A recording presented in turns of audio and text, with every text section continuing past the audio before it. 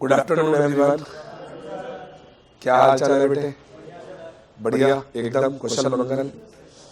हम लोगों ने पार्टनरशिप कंप्लीट कर लिया था और उसका टेस्ट भी हम सैटरडे को करने वाले हैं। आज था क्या? आज था तो पहले याद बताए थे। कोई बात नहीं, कोई बात नहीं, सैटरडे को अपन कर लेंगे, ठीक है। और हमने कॉन्ट्रैक्ट, सुनिए, हमने कॉन्ट्रैक्ट के चैप्टर को स्टार्ट किया था। यस, और कॉन्ट्रैक्ट के अंदर हमने बहुत ही बढ़िया तरीके से डेफिनेशन पढ़ी थी पहले और एसेंशियल एलिमेंट भी स्टार्ट कर दिए थे। डेफिनेशन के अंदर हम लोगों ने पढ़ा था 5 डेफिनेशन हम लोगों ने पढ़ी थी। कितनी बोलो? 5 डेफिनेशन। कौन कौन सी? सबसे पहले हमने पढ़ा था कॉन्ट्रैक्ट। क्या पढ़ा था बोलो? कॉन्ट्रैक्ट। कॉन्ट्रैक्ट क्या होता है? An agreement enforceable by law is a contract. एक ऐसा एग्रीमेंट जिसे लॉ में इन्फोर्स किया जा सके, लॉ में मुकदमा डाला जा सके, लॉ में केस किया जा सके, लॉ में स्यू किया जा सके, क्या माना जाएगा? कॉन्ट्रैक्ट। जो वादा किया वो निभाना पड़ेगा, नहीं तो फिर कोर्ट जाना पड़ेगा। सुनिए, यदि आपके और मेरे बीच में कॉन्ट्रैक्ट हुआ है, सुनो बेटे, यदि आपके और मेरे बीच में कॉन्ट्रैक्ट हुआ है, मैंने लिखवाया था बेटे सारा, ठीक है। लास्ट क्लास आप अटेंड की थी वैसे? अच्छा, कोई बात नहीं बेटे, आप बैकअप लेके उसे अटेंड कर लीजिएगा, राइट। और थोड़ा सा उसको रिवाइज करा के फिर मैं आगे बढ़ रहा हूं। तो कॉन्ट्रैक्ट क्या होता है? An agreement enforceable by law is a contract. यदि आपके और मेरे बीच में कॉन्ट्रैक्ट हुआ है, आप अपना प्रॉमिस पूरा नहीं करते तो मैं कोर्ट में जाके आपके ऊपर केस कर सकता हूं, और मैं अपना प्रॉमिस पूरा नहीं करता तो आप कोर्ट में जाके मेरे ऊपर केस कर सकते हो। An agreement enforceable by law. Enforceable का मतलब होता है लीगली इन्फोर्सेबल। इन्फोर्सेबल का मतलब होता है हम कोर्ट में जाके अपना अधिकार ले सकते हैं, यानी कि हमने जो जिम्मेदारी ली है वो हमारी लीगल ऑब्लिगेशन है, ठीक है ना। तो कॉन्ट्रैक्ट में क्या होता है? An agreement enforceable by law is a contract, जिसे लॉ में इन्फोर्स किया जा सके, मतलब लॉ में मुकदमा डाला जा सके। ये हमने पढ़ा था लास्ट क्लास। तो contract is equal to agreement plus enforceability by law. फिर हमने देखा था एग्रीमेंट क्या होता है। सेक्शन 2 क्लोज ई बताता है एग्रीमेंट के बारे में, every promise and every set of promises forming consideration for each other is agreement. हर वादा और हर set of promise, set of promises को बोलते हैं रेसिप्रोकल प्रोमिसेस। क्या बोलते हैं बोलो बेटे? Forming consideration for each other. Consideration मतलब बदले में क्या मिला, वो क्या कहलाएगा? Agreement. Every promise and every set of promises forming consideration for each other is an agreement. फिर इसके बाद आगे बढ़ते हैं। Promise, section 2 clause B, a proposal when accepted become a promise. इन सब के बेटे मैंने एग्जांपल भी करवाए थे और उसको फिर समराइज भी करवाया था। पहले डेफिनेशन कराई, एग्जांपल कराया, समराइज करवाया, ठीक है। तो इसका आप बैकअप जरूर पढ़िएगा। बहुत ही शानदार लेक्चर है हमारा वो वाला भी, और आज का भी लेक्चर बहुत शानदार होने जा रहा है, कोई दिक्कत वाली बात नहीं है। इसके बाद कंसीडरेशन होता है give and take relationship between the parties. Give and take relationship between the parties. यदि मैं आपको कुछ दे रहा हूं, बदले में आपसे मुझे कुछ मिलना चाहिए। जैसे आपने यहाँ पे फीस जमा कराई है, हम आपको क्लासेस दे रहे हैं, बदले में मिल रहा है। आपने गोलगप्पे वाले को पैसे दिए, उसने गोलगप्पे खिला दिए, तो बदले में मिल रहा है, ठीक है ना। Something in return, Kwid pro Q. Related word कहते हैं Kwid pro Q. Kwid pro Q. Kwid pro Q का मतलब होता है समथिंग इन रिटर्न, कुछ वापसी में मिलना जरूरी है। यदि आपने फीस दी है तो आपको भी कुछ वापसी में मिलना जरूरी है, पढ़ाई जो हम करा रहे हैं, और हम आपको पढ़ा रहे हैं तो हमें भी कुछ वापसी में मिलना जरूरी है, तो समथिंग इन रिटर्न। इसके बाद आता है आपका इन्फोर्सेबिलिटी बाय लॉ। बेटे सारे एग्रीमेंट कॉन्ट्रैक्ट नहीं होते, केवल वही एग्रीमेंट कॉन्ट्रैक्ट होते हैं जो इन्फोर्सेबल बाय लॉ हो। एक एग्रीमेंट को इन्फोर्सेबल बाय लॉ माना जाएगा जो पार्टी के पार्ट में लीगल रिलेशनशिप क्रिएट करता हो। लीगल रिलेशनशिप मतलब आप अपना प्रॉमिस पूरा नहीं करते तो मैं कोर्ट में जाके अपना अधिकार ले सकता हूं, और मैं अपना प्रॉमिस पूरा न करूं तो आप भी कोर्ट में जाके अपना अधिकार ले सकते हो। All agreements are not contract, only those agreement are contract which are enforceable by law. An agreement is said to be enforceable by law which create legal obligation on the part of parties. Agreement of social, moral, or domestic nature cannot become contract because the intention of the party is not to create a legal relationship. बेल्फर versus बेल्फर का case भी बताया। इसके बाद हम आगे बढ़े थे तो हमने पढ़ा essential element of a valid contract. Essential element of a valid contract दिए हुए सेक्शन 10 में, कहा दिया हुआ है सेक्शन 10 कहता है all agreements are contract if they are made by the free consent of the parties competent to the contract for a lawful consideration with a lawful object and are not hereby specifically declared to be void. सारे agreement को contract माना जाएगा यदि वो parties की free consent से बने हो। कौन सी पार्टी? जो कॉन्ट्रैक्ट करने योग्य हो, लॉफुल कंसिडरेशन के बदले बने हो, लॉफुल पर्पस होना चाहिए और लॉ के द्वारा वोइड डिक्लेयर ना किए गए। इसके अंदर हमने पहला कंटेंट पढ़ लिया था एग्रीमेंट का। अब हम पढ़ने जा रहे हैं फ्री कंसेंट। तो सब लोग हेडिंग डालें, स्पेस छोड़ के देख लीजिए कितने पेज का काम हमारा पेंडिंग है, उसे छोड़ के फिर आप हेडिंग डाल सकते हैं। कितने पेज का करा दिया था बता दो जरा। कॉन्ट्रैक्ट में 4-5 पेज का हो गया था, 4-5 पेज छोड़ के आगे बेटा कर लो। तो आज हमारा विषय है पहला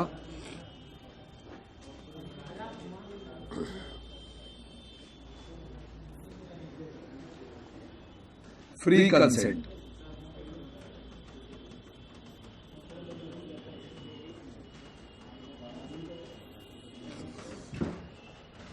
तो बेटे कॉपीज ओपन कर लो।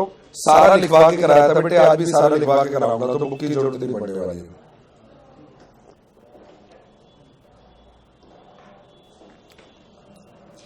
आइए जी आइए निखिल बाबू।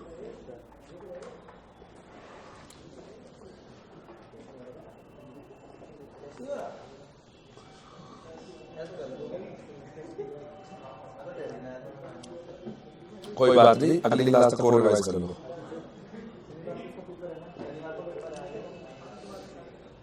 शनिवार को पेपर है, बढ़िया, फिर तो रिवाइज कर लो, ये भी आएगा। मत समझो, पढ़ाई कर लो।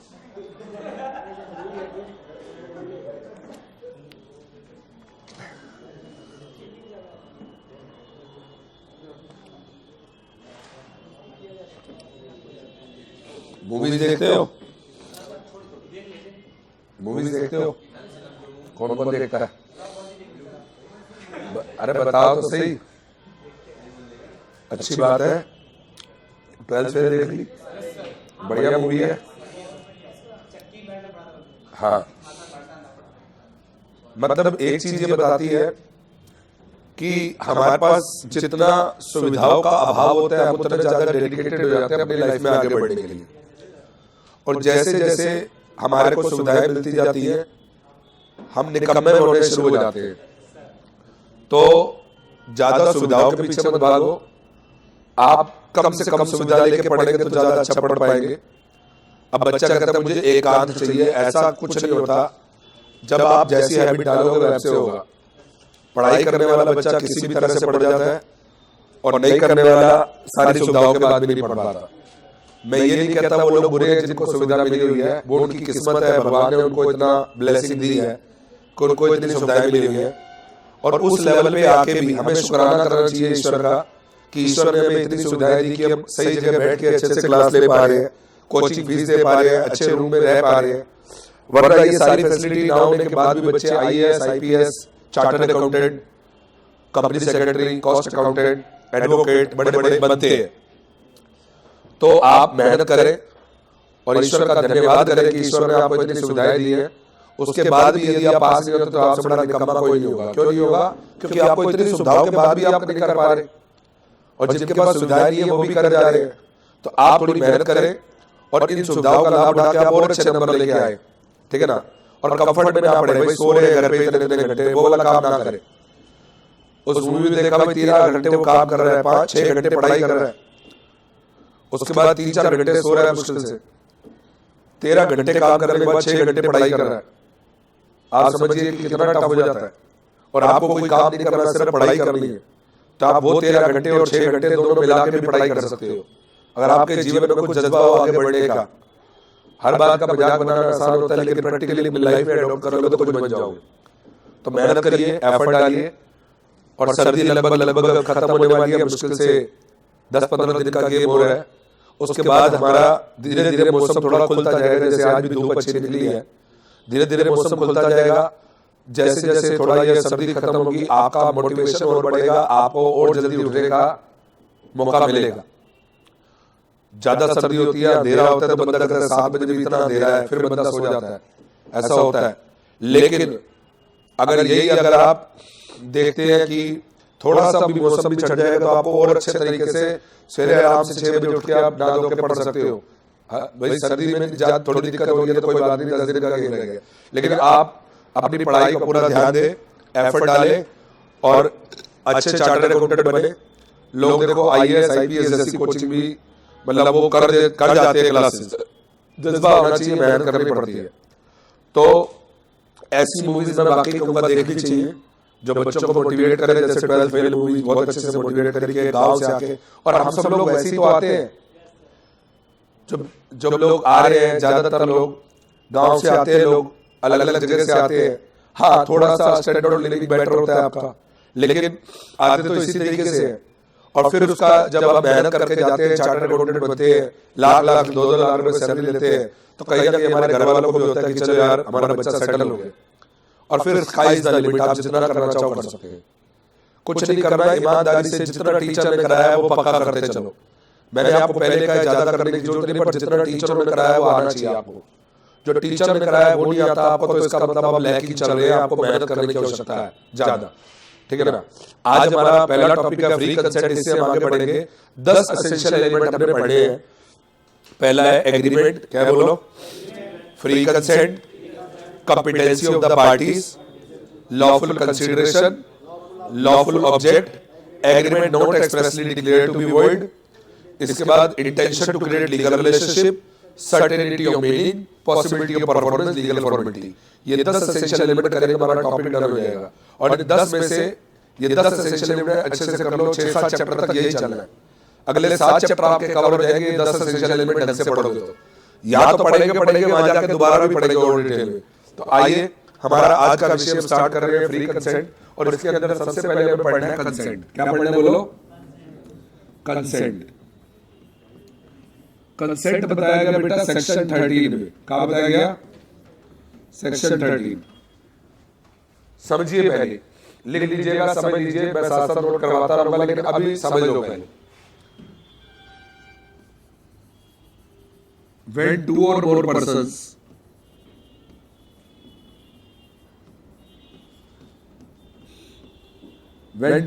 persons agreed upon same thing, when 2 or more persons agreed upon same thing in the same sense,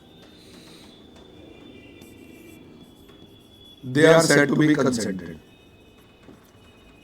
They are said to be consented. When 2 or more persons agreed upon same thing in the same sense, they are said to be consented. बेटा बाद में लिखना, साथ साथ नहीं लिखना, अभी रोका हुआ सबको। जब 2 या 2 से अधिक व्यक्ति एक ही चीज पर एक ही सेंस में सहमत हो जाए, they are said to be consented. क्या माना जाएगा, consented. When 2 or more persons agreed upon same thing, agreed upon in the same sense, they are said to be consented. एक लैटिन शब्द कहा गया, इसका लैटिन वर्ड है consensus ad idem. Consensus ad idem,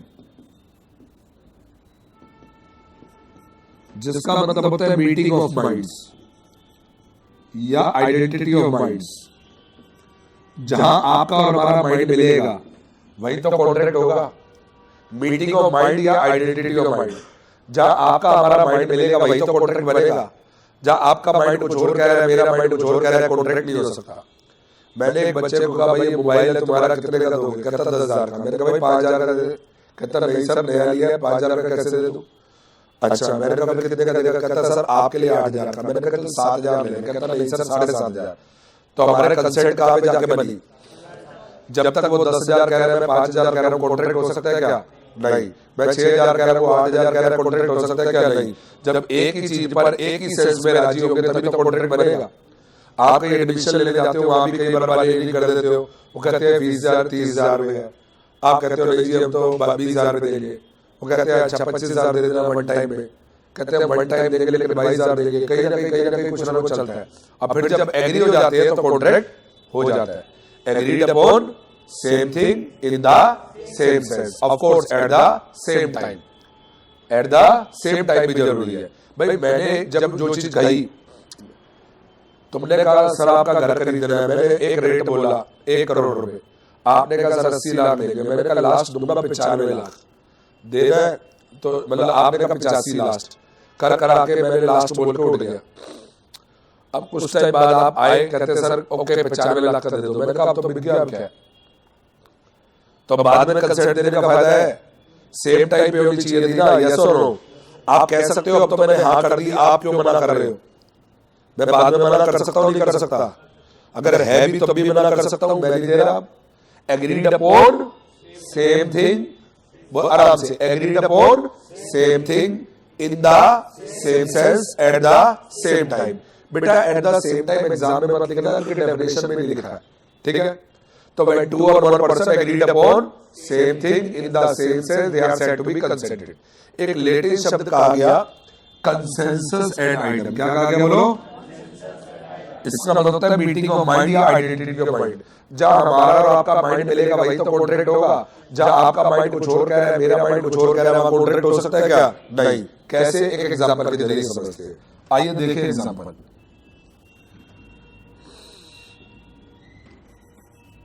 ए के पास 2 मारुति कार थी, same model, ठीक है ना, ज़ेड कह लो। एक थी रेड कलर की और एक थी ब्लू कलर की। एक के पास 2 मारुति ज़ेड कार थी, एक रेड कलर की, एक ब्लू कलर की। ए ने बी को ऑफर करी अपनी रेड कार, कौन सी बोलो? 1 लाख रुपए में। कहता है 1 लाख रुपए में ये कार मैं आपको भेज दूंगा, ऑफर करी। बी ने ऑफर एक्सेप्ट कर लिया। बी ने ऑफर थिंकिंग दैट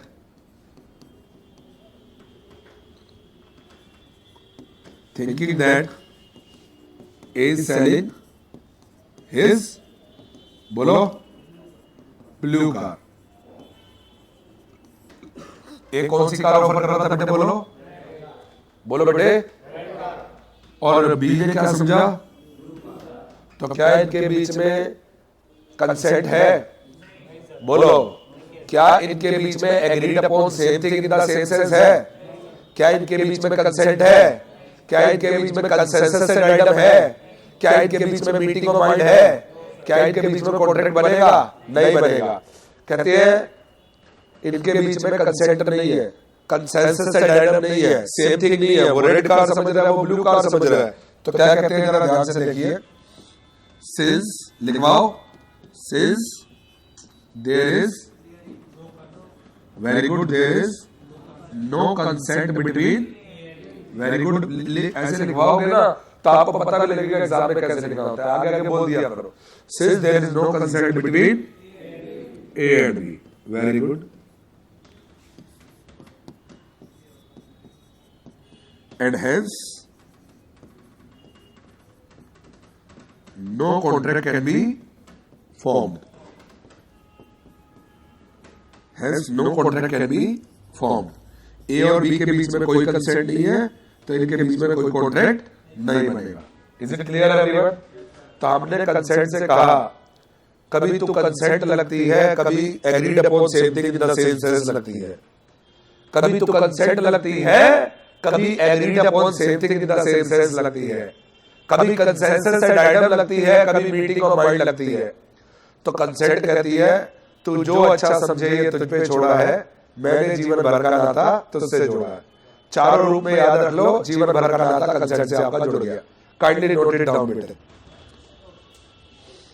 लीजिए नोट कीजिए आराम से, बिल्कुल एक ही टॉपिक को आराम से करना। टॉपिक हो गया ये वाला, यस और नो? आगे बढ़ेंगे अगले टॉपिक की ओर। कौन सा टॉपिक हुआ है? कंसेंट हुआ है। अभी फ्री कंसेंट ही पढ़ाया। हेलो, अभी फ्री कंसेंट ही पढ़ाया, अभी सिर्फ कंसेंट पढ़ाया है। फ्री कंसेंट तो भी पढ़ाना है भाई।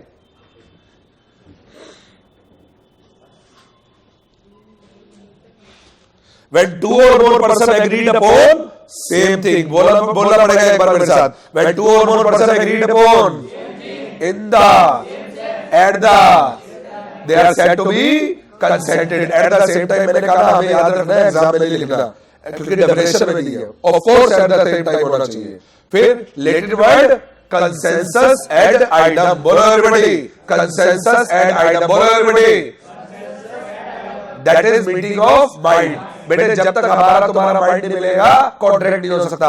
आप किसी शोरूम में कोट खरीदने गए, उसने कहा 5,000 रुपए का कोट है, आपने कहा 3,000 का दे दे, वो नहीं मिल रहा माइंड, कॉन्ट्रैक्ट बनेगा नहीं. वो कहता 4,000 का डन कर, तुमने भी डन कर दिया. तो जब डन किया, कंसेंट मिली, तभी कॉन्ट्रैक्ट बनेगा. जब तक कंसेंट नहीं मिलेगी तब तक कॉन्ट्रैक्ट भी नहीं बनेगा. एक ही चीज पर एक ही सेंस में एक ही समय पे राजी हो जाना क्या कहलाता है? कंसेंट. ठीक है ना? Kindly note it down.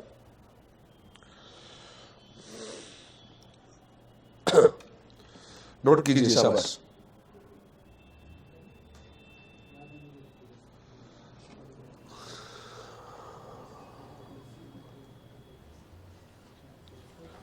और पार्टनरशिप के अंदर खूब प्रैक्टिस करो केस स्टडीज जम के.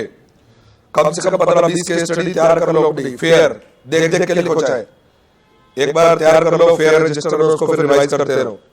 15-20 केस स्टडी कर लो. होल्डिंग आउट से केस स्टडी कर लो. एक वो पार्टनरशिप डीड और उसके कंटेंट वाला क्वेश्चन कर लो अच्छे से, है ना. एक वो कंसीक्वेंसेस ऑफ नॉन रजिस्ट्रेशन वाला कर लो. एक्सपल्जन वाले की केस स्टडी कर लो, है ना. तो अपनी तैयारी करो जम के एकदम बढ़िया. 16 नंबर का कवर हो गया. और यहां से मुझे लगता है कि 24 नंबर का तो आएगा. 22 का नहीं आएगा, 24 नंबर का यहां से आएगा. कॉन्ट्रैक्ट में से 24-25 नंबर का आएगा. तो ये दोनों करते ही पास तो हो गया आपका एग्जाम. कॉन्ट्रैक्ट का चैप्टर करते ही. ठीक है ना. फिर आगे की तैयारी करते रहेंगे 60 क्रॉस 80 क्रॉस लाने की, है बेटा. हाँ, कंसीक्वेंसेस ऑफ नॉन रजिस्ट्रेशन. वही तो बात इंपॉर्टेंट के लिए सारा याद करके जाना है बढ़िया से. एक वो भी बड़ा इंपॉर्टेंट बन जाता है एक्ट बियॉन्ड इम्प्लाइड अथॉरिटी वाला, है ना. आप जब पास्ट एग्जाम के क्वेश्चन उठाओगे आपको वही दिखेंगे जहां मैंने बताए हैं. आपको पता लग जाएगा ये एरिया तो हमें कवर करने हैं. पास्ट एग्जाम के सारे क्वेश्चन करके जाएंगे, स्टडी मैट के सारे क्वेश्चन करके जाएंगे. और जो मैंने दिया बुक में वो सारे वही है बिना मिलोगे.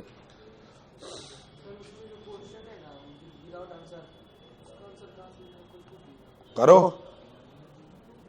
करो, सब दे रखे, करवा रखे. ठीक है ना. हाँ तो कोई बात नहीं, सोल्व करो, दिखाओ मुझे. एक एक करके दिखाओ, चेक करके दे देंगे. अब 10 ले आओगे एक साथ ही, एक एक दो करके चेक कराए जाओ. लास्ट क्लास भी तो चेक करा था, देखा था ना, कोई दिक्कत नहीं. और बेहतर से बेहतर होते जाओगे.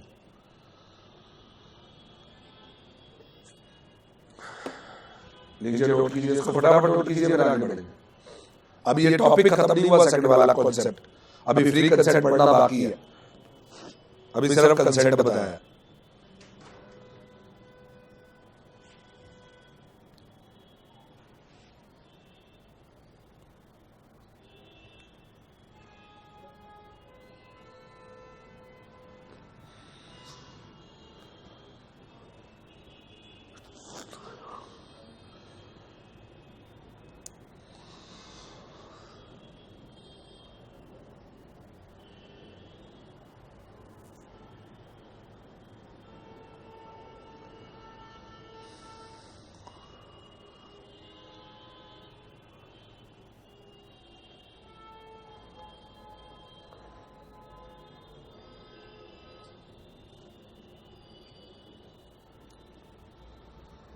कर लिया बेटे नोट समय?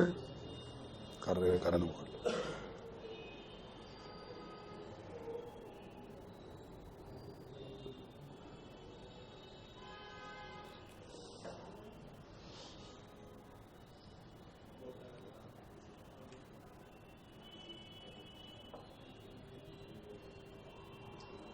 चलिए आगे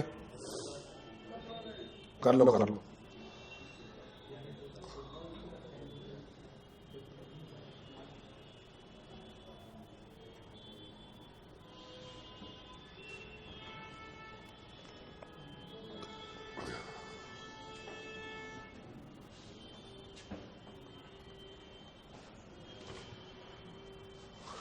Done it.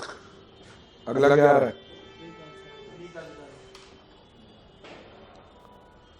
सेकंड आता है फ्री कंसेंट। अभी सेकंड क्या मतलब, सेकंड में ही चल रहा है, पहले कंसेंट बताया, नोट करना हो गया। अगला क्या है? Free consent. अब ध्यान से देखिएगा,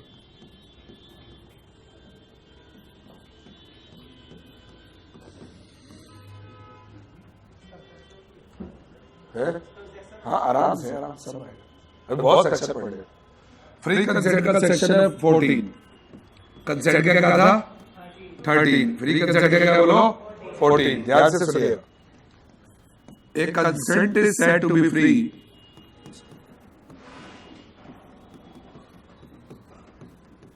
A consent is said to be free when it is not caused by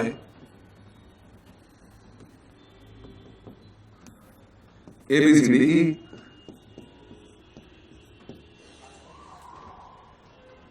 A consent is said to be free. बोलो सब लोग, A consent is said to be free when it is not caused by A, B, C, D, E.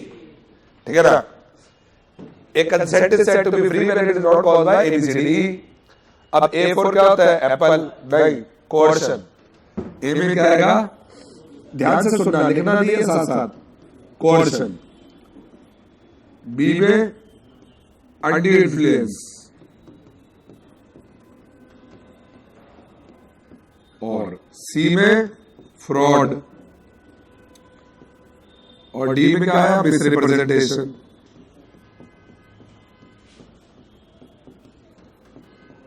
और ई में क्या है? Mistake.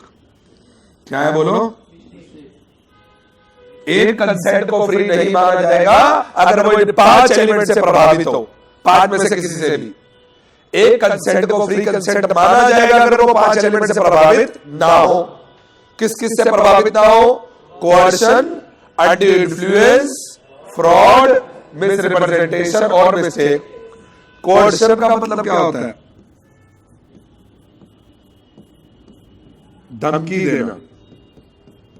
अपनी property मेरे नाम कर दो 1 लाख में, तो जान से मार दूंगा। तो भैया सामने वाले को करनी पड़ेगी, अगर उसका बाहुबल ना हो तो। पता है जान है तो जहान है, वरना ना ये जमीन है ना आसमान है ना? तो करनी पड़ेगी। करना नहीं चाहता ट्रांसफर, पर मजबूरी है भैया, जान से हाथ धो बैठे। तो वो क्या है? कोअर्शन, धमकी देना। अंडू इन्फ्लुएंस होता है अपनी पोजीशन का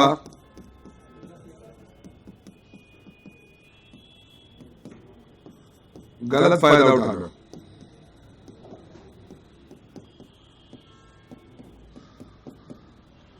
अपनी पोजीशन का गलत फायदा उठाना। अपनी पोजीशन का फायदा गलत उठाया जाएगा जहां आपका सामने वाली पार्टी से कोई संबंध है, आपके पास कोई ऐसी अथॉरिटी है, आपके पास कोई ऐसी अथॉरिटी है, तभी आप ऐसा कर सकते हो। ठीक है ना? भाई साहब आप यहां बैठो जरा, ये बैग इधर कर लो, आप यहां बैठो, कॉपी लेके यहां बैठो। इसे कहते हैं position to dominate the will of another. Example दे रहा था भाई, ये बगल वाला कहता है आगे जाके बैठ जा, मान लेता बाद में। टीचर इस पावर में है, इस अथॉरिटी में है कि वो स्टूडेंट की विल को डोमिनेट कर सकता है। इसने बेचारे ने कारण भी नहीं पूछा, चुपचाप बैठ गया आगे आके। ये होता है पोजीशन टू डोमिनेट। पर अगर इस पोजीशन, अभी मैंने सिर्फ पोजीशन टू डोमिनेट बताई है क्या होती है, अगर इसका इस्तेमाल मैं कोई अनड्यू एडवांटेज लेने में करता हूं, मैं को भाई जैकेट दे दे, अपनी प्रॉपर्टी मेरे नाम कर दे, या अपनी बाइक मेरे नाम कर दे, या अपना मोबाइल सस्ते में दे दे, तो वहां इन्फ्लुएंस होता है। यहाँ पे कोई आपके ऊपर फिजिकल प्रेशर नहीं करूंगा, मैं मेंटल प्रेशर करूंगा, और आपको मेरी बात माननी पड़ेगी क्योंकि आप सामने वाले का रिस्पेक्ट करते हैं, सामने वाले का आपके ऊपर प्रभाव है ना? उस चक्कर में आपको बात माननी पड़ती है। जैसे टीचर कई बार कहते हैं जी ये 500 रुपए जमा करा देना, स्कूल में फंक्शन है, और टीचर थोड़ा सा फोर्स डाल दे तो बच्चों को कराने पड़ जाते हैं, वो बोल नहीं पाते। उन्हें पता है टीचर फिर बिहेव अलग ही तरह का स्टार्ट कर देगा अगर उनकी बात ना मानेगी, तो वो मेंटल प्रेशर आता है। सर बैठ सकते हो पीछे, सॉरी, है ना? नहीं, ये पोजीशन टू डोमिनेट का एग्जांपल था, ठीक है ना। तो one party is in a position to dominate the will of another, ठीक है ना। टीचर स्टूडेंट का ऐसा रिलेशन है कि टीचर स्टूडेंट की विल को डोमिनेट कर सकता है। इन्होंने पूछा था कि क्यों आगे बिठा रहे हो, मैं सही तो बैठा हूं, बात नहीं कर रहा, कोई दिक्कत नहीं है, तो फिर आप आगे क्यों बिठा रहे हो? नहीं पूछा इन्होंने, क्योंकि out of respect that should be there for a faculty. और अगर उसी रिस्पेक्ट, उसी पोजीशन, उसी फिड्यूशियरी रिलेशन, उसी अथॉरिटी का फायदा उठा के हम कुछ अड्यू एडवांटेज लेना चाहे तो वो क्या है? Adieu influence.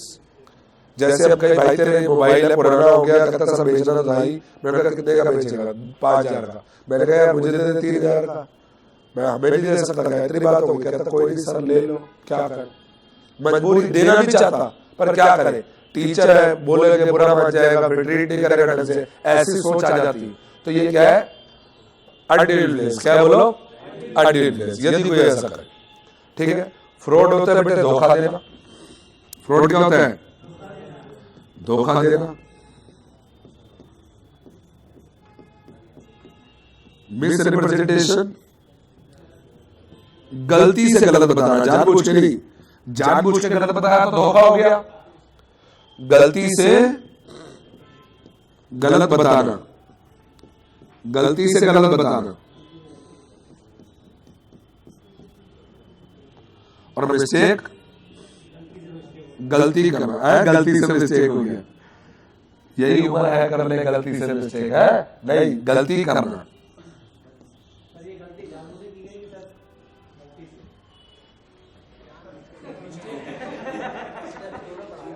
गलती का मतलब जानबूझ के नहीं होती, जानबूझ के फ्रॉड होता है, ठीक है। आगे चलिए। तो कोर्शन का मतलब क्या होता है? धोखा देना। कोर्शन का मतलब धमकी देना। A contract is a consent is said to be free when it is not caused by ABCD. जब वो 5 एलिमेंट से प्रभावित ना हो, coercion, undue influence, fraud, misrepresentation और मिस्टेक। कोर्शन का मतलब धमकी देना, कोर्शन का मतलब अनड्यू इन्फ्लुएंस, अपनी पोजीशन का गलत फायदा उठाना, फ्रॉड, धोखा देना, मिसरिप्रेजेंटेशन, गलती से गलत बताना, और मिस्टेक मतलब खुद गलती करना। अब आइए एक एग्जांपल करते हैं, फिर वापस इस पे आऊंगा, अभी खत्म नहीं हुआ, इस पे फिर आ गए वापस। देखिए example, A threatens to kill B.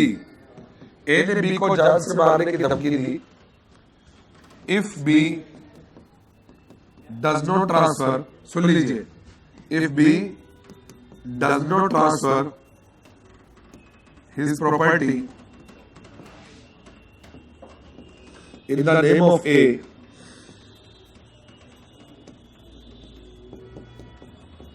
for rupees 50,000। कहता 50,000 रुपए में अपनी प्रॉपर्टी दे दे, नहीं तो जान से मार दूंगा। तो बच्चा सोचता है जब जान से ही मार रहा है तो पैसे क्यों दे रहा है? वैसे फ्री में ले ले प्रॉपर्टी। भाई जब धमकी दे रहा है तो पैसे क्यों दे रहा है? क्योंकि जो धमकी दे रहा है उसने भी लॉ पढ़ा, उसे पता है agreement without consideration is void. Consideration भी तो होना चाहिए, लॉ कहता है। कंसीडरेशन नहीं है तो वॉइड हो जाएगा। इसलिए आपने देखा होगा हिंदी फिल्मों में जितने भी लोग प्रॉपर्टी हथियार होते हैं, कुछ कर रहे थे तो कुछ ना कुछ ब्रीफकेस में देते जरूर है।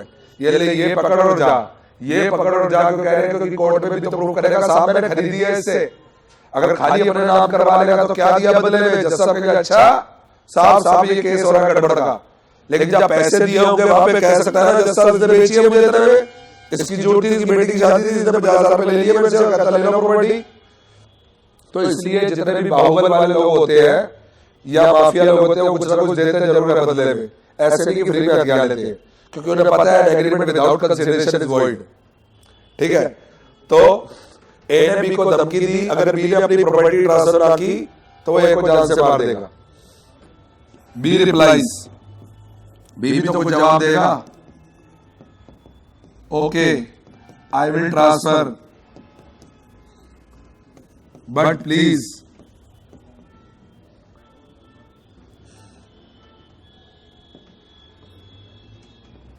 But don't harm me, don't harm me. मुझे नुकसान मत पहुंचाना, मैं कर दूंगा ट्रांसफर, ठीक है ना, डोंट हार्म मी। दिस, सुनिए, इन दिस केस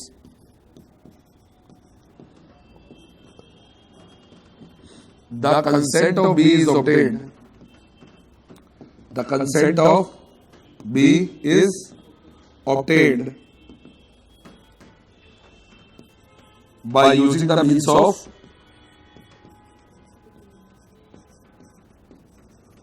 क्या इस्तेमाल किया गया है? Coercion. The consent of B is obtained by using the means of coercion, and hence it is not free. Hence it is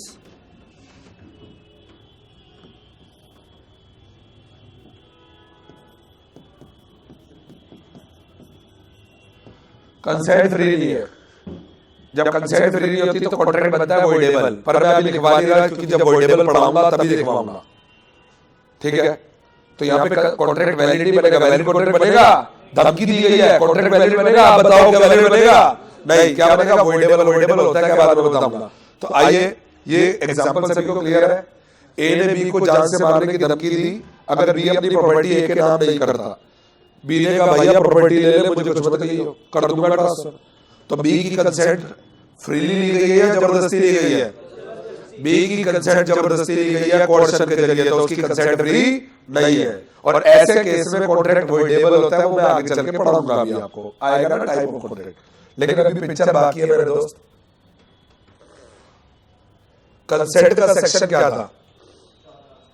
14। Consent का था 30। फ्री कंसेंट का क्या था? 14। अरे भाई तो इधर बताओ। कोर्शन का 15, अनड्यू इन्फ्लुएंस 16, फ्रॉड 17, मिसरिप्रेजेंटेशन 18 और मिस्टेक सेक्शन 20, 21, 22, 19 नहीं है। 19 में होता है इन चारों से प्रभावित हो तो वो वॉइडेबल होता है, वो अलग कंसेप्ट है, ठीक है ना। तो बहुत सारे सेक्शन एक साथ पढ़ने को मिल गए। कंसेंट कौन सा था? 13। कंसेंट क्या था? Free consent 14, coercion 15, undue influence 16, fraud 17, misrepresentation 18 और मिस्टेक 20, 21, 22। नोट कीजिए 20, 21, 22। आगे कैसे भागे जा रहा है हमें, वो 23 में चैप्टर निपट जाएगा अलग से। और हाँ चल नोट कीजिए। अब ये जाके सेकंड कंटेंट आपका डन हो गया, तो घबराना मत, सारे कंटेंट बड़े बड़े नहीं चलेंगे, अब छोटे होते जाएंगे, आगे आगे बढ़ेंगे। तो जैसे 10 है ना पॉइंट, वो छोटे होते जाएंगे अब धीरे धीरे, ये नहीं कि सारे इतने बड़े बड़े। तो इसे नोट कीजिए, अच्छा कंसेप्ट है।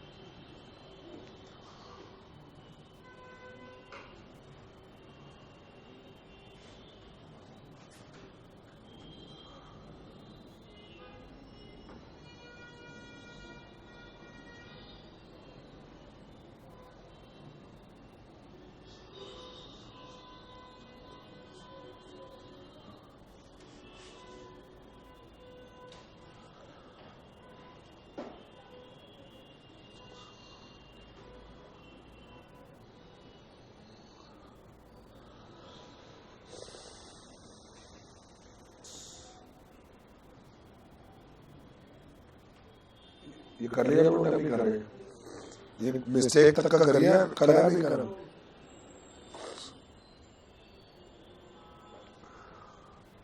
कर लो अभी, कर लो आराम से कर लो, कोई जल्दी नहीं, एक एक पॉइंट बढ़िया से करके चल रहे हैं।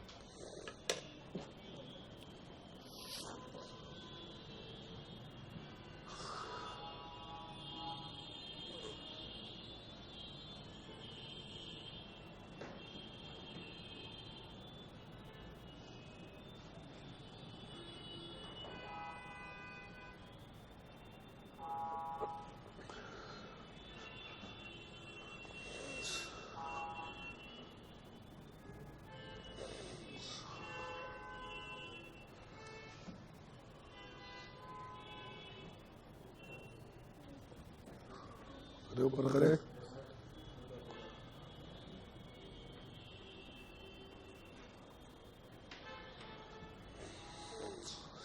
एग्जाम्पल नोट कर लो बेटे।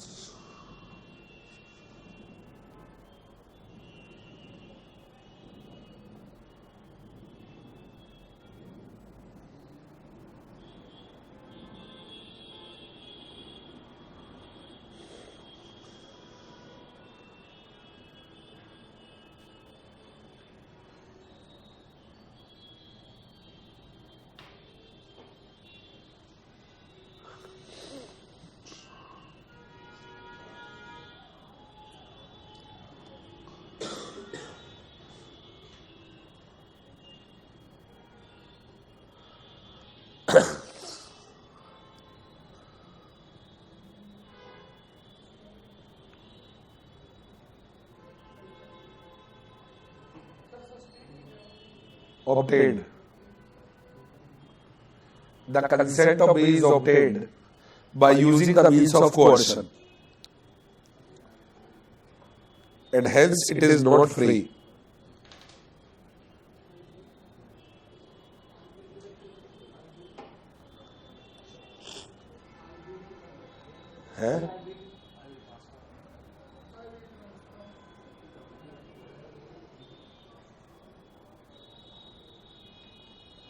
I will transfer. थोड़ा स्पीड से लिखिए बेटा।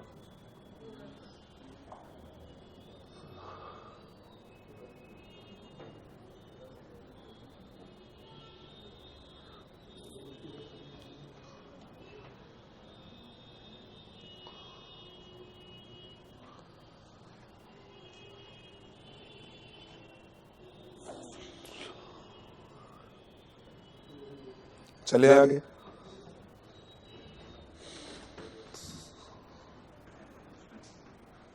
By using the means of coercion, and hence it is not free.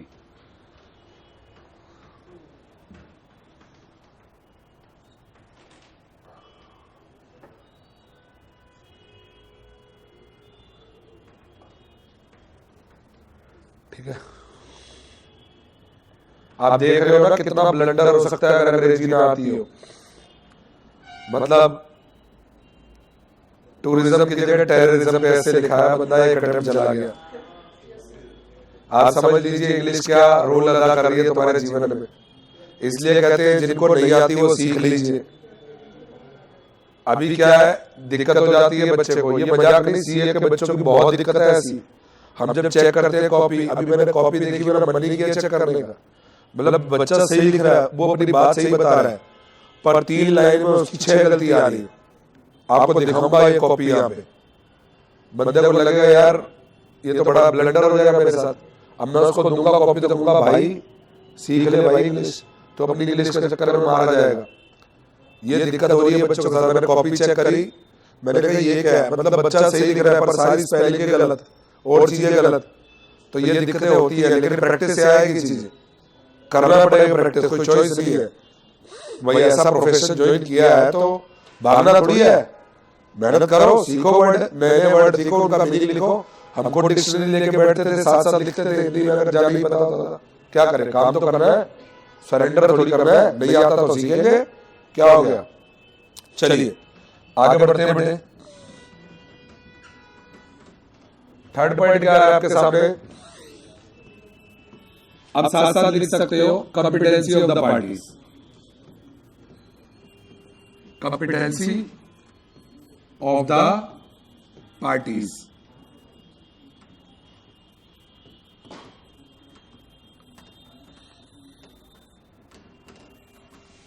इसको साथ साथ लिख लो, फिर उसके बाद समझाता हूं। लिख लो साथ साथ, कॉम्पिटेंसी ऑफ द पार्टीज, कौन कौन कॉन्ट्रैक्ट कर सकता है और कौन कौन कॉन्ट्रैक्ट नहीं कर सकता। कॉम्पिटेंट पर्सन,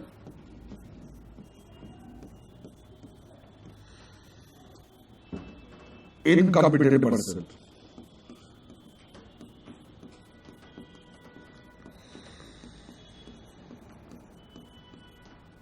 कॉम्पिटेंट पर्सन और incompetent person, competent person, incompetent person.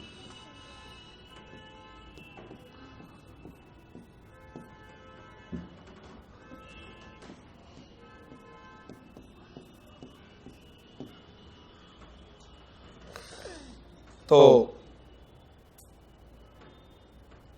अब सुनिए, competency of the parties.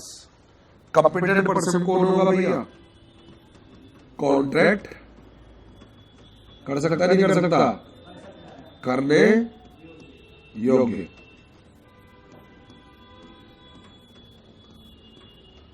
Contract करने योग्य। और इनकॉम्पिटेंट पर्सन कौन होगा, कॉन्ट्रैक्ट करने योग्य नहीं।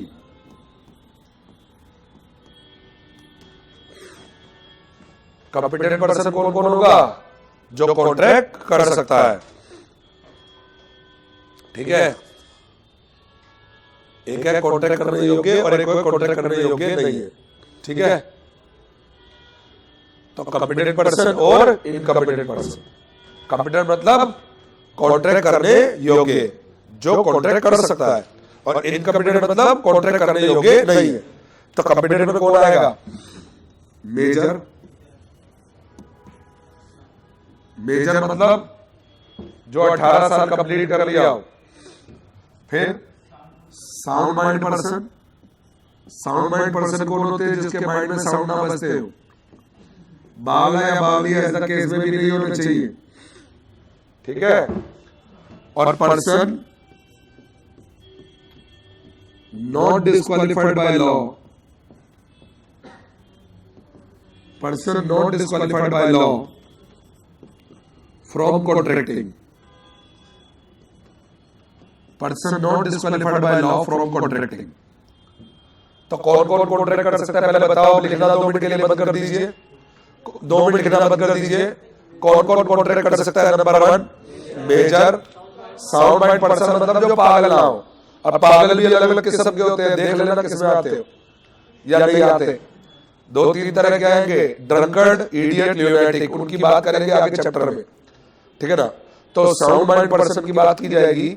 एक तो क्या होना चाहिए, रुक जा, एक तो मेजर होना चाहिए, एज में, आर्मी में, एज में, और दूसरा साउंड माइंड का होना चाहिए। साउंड माइंड का पर्सन वो होता है जो पागल ना हो। अब पागल पढ़ने की भी अलग अलग विशेषताएं हैं, अलग अलग तरह के पागल होते हैं। ठीक है, और person not disqualified by law from contracting, ऐसा व्यक्ति जिसको लॉ ने कॉन्ट्रैक्ट करने से डिस्क्वालिफाइड ना किया हो। कुछ व्यक्ति ऐसे हैं जिनको लॉ ने कॉन्ट्रैक्ट करने से डिस्क्वालिफाई कर दिया, जैसे विदेशी शत्रु। कोई विदेश का नागरिक है जो हमारा, जिस देश के साथ हमारी लड़ाई है, हम उससे कॉन्ट्रैक्ट नहीं कर सकते, लड़ाई चल रही हो। ठीक है ना, उसकी बात करेंगे। अपराधी जेल में बैठ के भटूरे बना के खा सकता है बाहर से, कि छोले कुलचे बना के खा रहा है, भटूरे बना के खा रहा है ना। बताओ, पनीर टिक्का बना के खा रहा है, ठीक है ना, बाहर से चलेगा क्या? नहीं, क्योंकि जेल चला गया तो जेल की रोटी खानी पड़ेगी, जेल का पानी पीना पड़ेगा, तो जेल में रहना पड़ेगा, तो वो डिस्क्वालिफाइड है। क्या बोलो? तो आप बताओ मुझे, कॉम्पिटेंट इनकॉम्पिटेंट कौन कौन होगा? माइनर,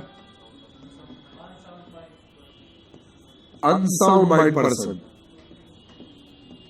अनसाउंड माइंड मत बोल देना, अनसाउंड माइंड पर्सन। और तीसरा, person disqualified by law, law ने डिस्क्वालिफाई कर दिया जिसको, person disqualified by law from contracting, person disqualified by law from contracting.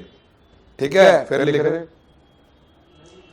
लिखना नहीं है अभी, लिखवा देंगे, अभी चिंता ना करो, पहले समझ लो चीज को। वो कहते हैं ना, मैं 18 बरस का, वो 16 बरस की, मैं 18 बरस का, वो 16 बरस की, तो कॉन्ट्रैक्ट नहीं हो सकता क्योंकि वो इनकम्पिटेंट है। ठीक है, इनकम्पिटेंट है ना, जब तक वो क्या ना हो जाए 18 बरस की, फिर करते रहना जो भी कॉन्ट्रैक्ट करना है ना। तो मेजर होना चाहिए, क्या होना चाहिए, एज में या आर्मी में, एज में, आर्मी में भी हो सकता है लेकिन मेजर तो होना चाहिए। तो एक तो 18 साल का होना चाहिए, अनसाउंड माइंड का जो चाहिए, कैसा होना चाहिए, साउंड माइंड का, और लॉ के द्वारा डिस्क्वालीफाइड ना किया गया। अब मेरी बात का जवाब देना, बेटे लिख लेना, मेरी बात का जवाब दो, पहले लिखते रहते हो जब देखो। कंपिटेंट होने के लिए, कंपिटेंट होने के लिए ये तीनों क्वालिटी चाहिए या कोई एक, बता दो ईमानदारी से, ये बक्सा बना दिया मैंने, तीनों कंडीशन पूरी होनी चाहिए। तो ऑल द 3 कंडीशंस, बोलो ऑल द, आगे बोलो, अंग्रेजी नहीं आती मुझे, मस्ट बी सेटिस्फाइड। इंप्लाइड क्या है, एक्सप्रेसली बता रहा हूं, बोल के बता रहा हूं, है ना। All the 3 conditions must be satisfied. ठीक है बेटा, must be satisfied, all the 3 conditions must be satisfied.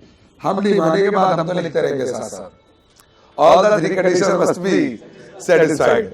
और इनकम्पिटेंट होने के लिए तीनों चाहिए या कोई एक से भी काम हो जाएगा, एनी वन और मोर, एनी वन और मोर हो गई तो क्या हो गए, इनकम्पिटेंट। क्या हो गए बोलो, एक बंदा पढ़ा लिखा मेजर, एज में मेजर है, पढ़ा लिखा है, साउंड माइंड का है, पर बैठा जेल में, क्या हो गया, डिस्क्वालीफाइड। क्या हो गया, कॉन्ट्रैक्ट नहीं कर सकता। ठीक है ना। एक बंदा जेल में भी नहीं बैठा, मेजर है लेकिन है बावला, पागल है, करोगे कॉन्ट्रैक्ट पागल से, तुम करोगे किसी पागल से कॉन्ट्रैक्ट, हाँ कपड़े फाड़ देगा तुम्हारे। ठीक है ना, नहीं कर सकते ना आप, है ना, कपड़ों का डर है ना आपको अपने। हाँ, तो कहने का मतलब ये है, पागल से कॉन्ट्रैक्ट नहीं कर सकते, और माइनर से तो वैसे ही नहीं कर सकते, छोटे बच्चे हैं। ठीक है ना, इनकम्पिटेंट है। तो बताइए, फटाफट बता दीजिए, उसके बाद नोट कीजिएगा, साथ साथ मत लिखना अब, है ना। कौन कौन कॉन्ट्रैक्ट कर सकता है, नंबर 1, जोर से बोलो, major, number 2, sound mind person, number 3, person not disqualified by law from contracting. तो एक कंडीशन पूरी होनी चाहिए, तीनों। और इनकम्पिटेंट के लिए, अबे कौन सा है पहले बोल तो लो, इनकम्पिटेंट के लिए कौन कौन, number 1 minor, number 2 unsound mind person, unsound mind, और third person disqualified by law from contracting. तीनों कंडीशन चाहिए, कोई एक, एनी वन और मोर, कोई एक हो एक से ज्यादा तो डिस्क्वालिफाई हो जाएगा। ओके, मतलब आ जाएगा इनकम्पिटेंट। अब आपसे नोट कर लीजिए, ठीक है, कर लीजिए नोट, शाबाश। लो, ये वाला पॉइंट खत्म हो गया। अब सारे थोड़ी लगती पॉइंट चलेंगे, डन है। इनको बहुत अच्छे से तैयार करना भैया, 7 चैप्टर तक यही चैप्टर चल रहे हैं डिटेल में, इसलिए ये एसेंशियल एलिमेंट तो घोट के पी जाओ बढ़िया से एकदम।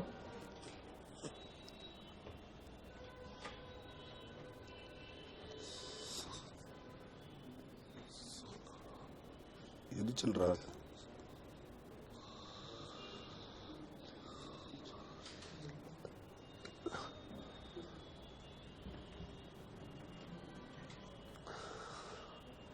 पढ़ो बेटा पढ़ो, फरस।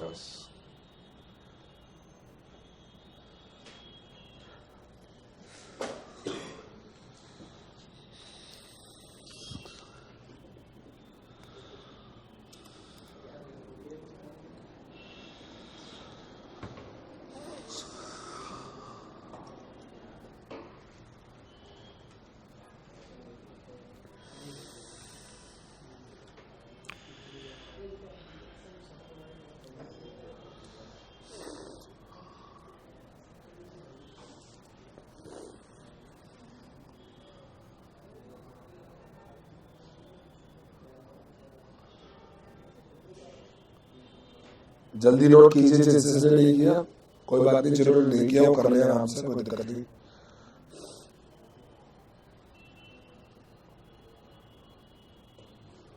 अगला पॉइंट क्या आएगा इसके बाद? Lawful consideration. अब देखो बेटे, जब लॉफुल कंसिडरेशन पढ़ाऊंगा तो फिर कंसिडरेशन भी समझा दूंगा क्या होता है, तो पहले नहीं पढ़ा तो अब रिवाइज हो जाएगा, है ना। कंसिडरेशन होता है बदले में क्या मिला, ठीक है ना, क्विड प्रो क्यू। चलिए आगे बढ़ सकते हैं क्या? चलिए अगला पॉइंट कर लिया ना सबने नोट, कोई दिक्कत तो नहीं, ठीक है। पॉइंट नंबर कौन सा आगे बेटे? 4 लॉफुल कंसिडरेशन।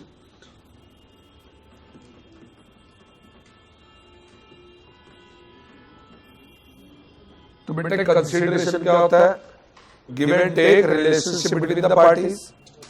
कंसिडरेशन मींस बताया था ना, consideration means give and take relationship between the parties. Latin word quid pro quo, that is something in return. A ने बी को अपनी बाइक बेच दी 20,000 रुपए में।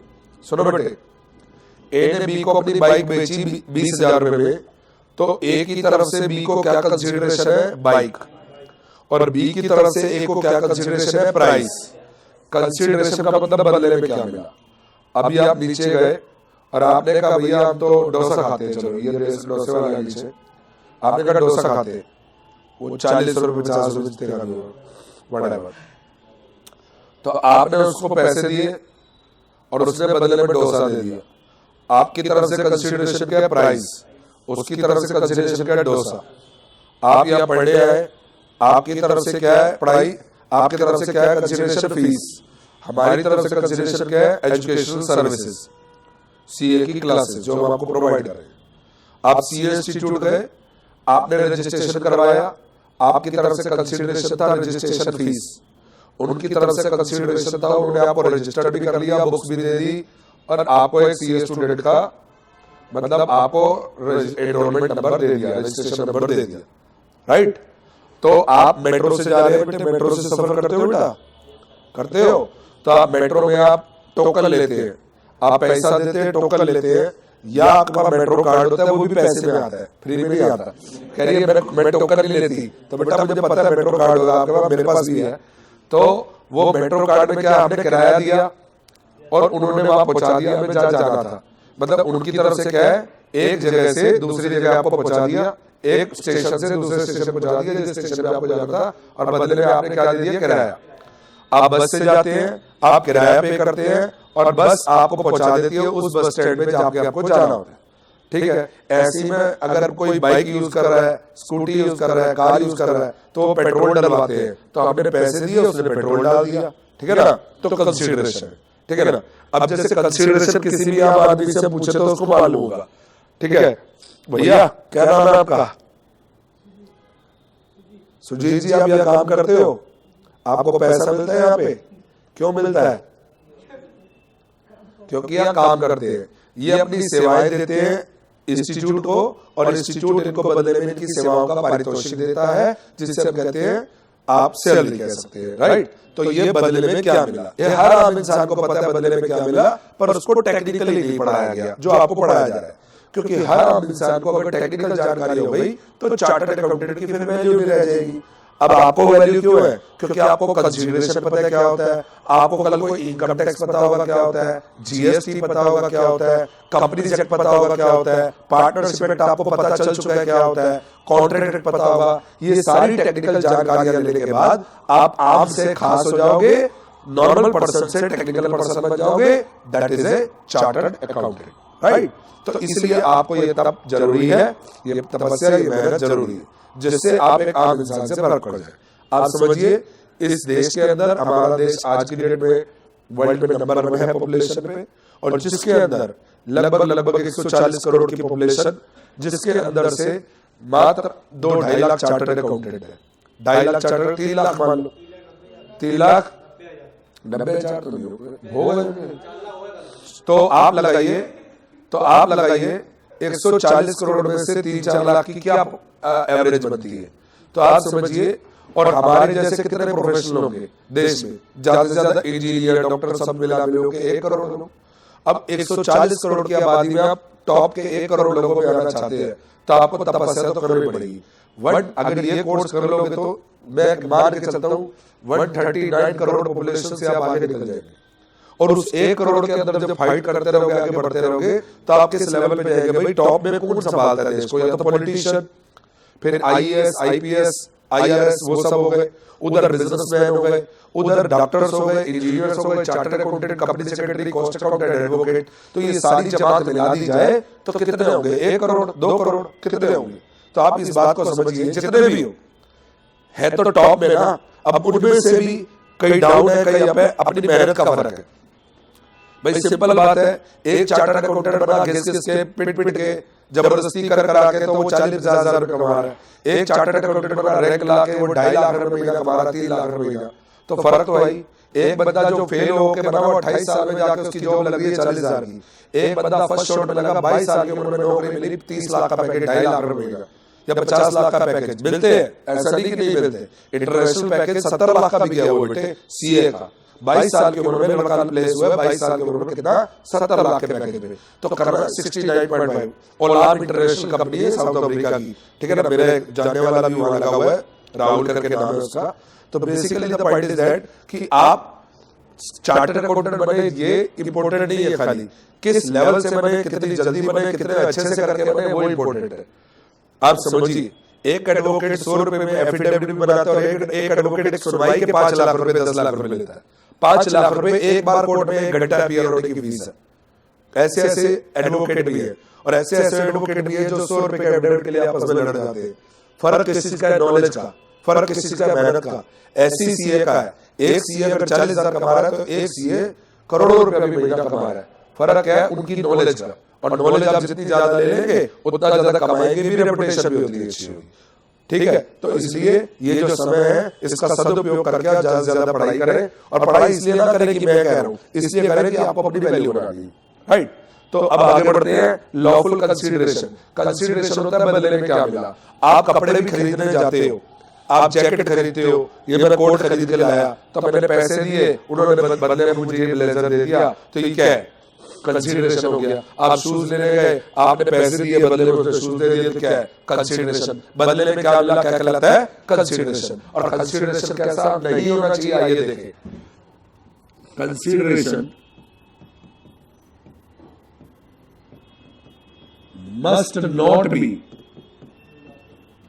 must not be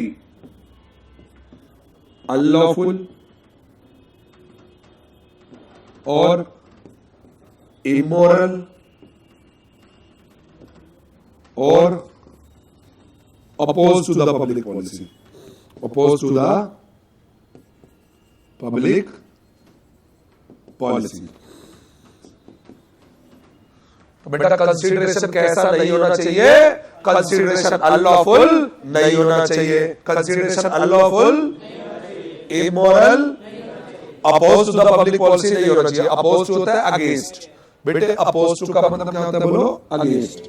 against the public policy नहीं होना चाहिए। कंसीडरेशन अनलॉफुल नहीं होना चाहिए, इमोरल नहीं होना चाहिए, और oppose to the public policy नहीं होना चाहिए। नोट कीजिए इसको, फिर इसके एग्जांपल करेंगे। एग्जांपल कराएंगे, ठीक है? इसे नोट कीजिए, ये पॉइंट डाल हो गया, इसका एग्जांपल कराते हैं। इसे नोट कर लीजिए, फिर इसका एग्जांपल कराएंगे।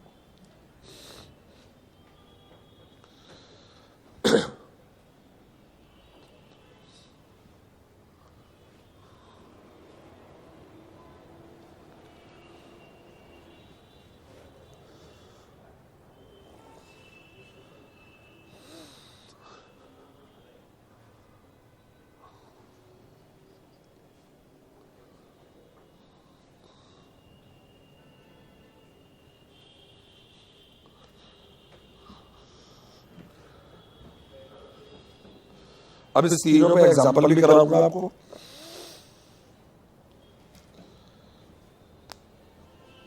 और इसके ऊपर पूरा चैप्टर पढ़ेंगे हम, लॉफुल कंसीडरेशन एंड ऑब्जेक्ट।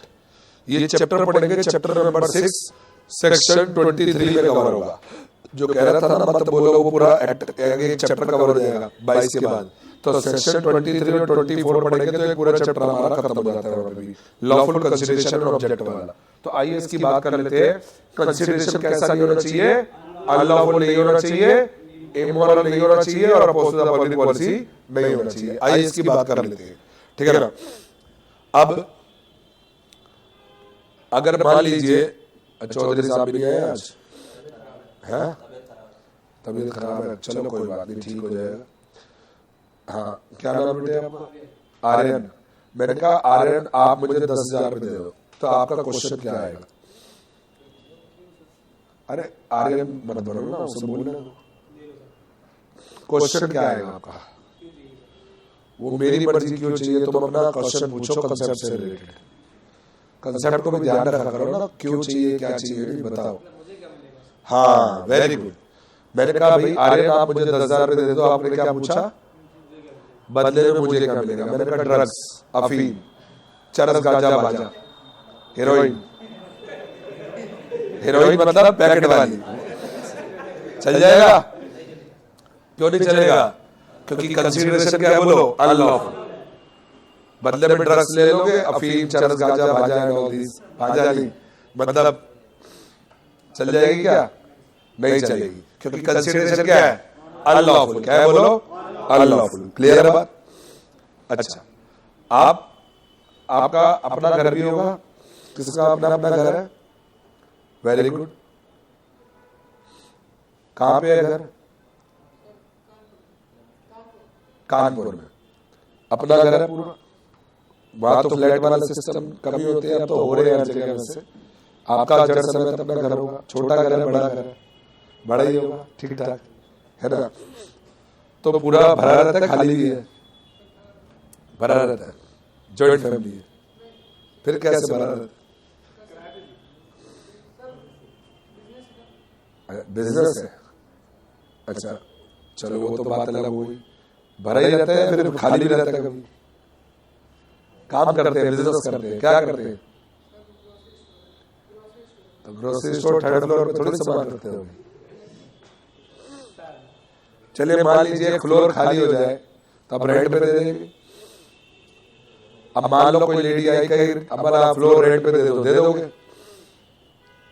क्यों? जगह होगी तो, जगह होगी तो दे देंगे। कह रहे दे देंगे, अगर खाली हुआ तो दे देंगे। तहकीकात नहीं करोगे कौन है क्या है? करोगे ना। तो अगर मान लो कोई प्रोस्टिट्यूट घर किराए पे दे दोगे?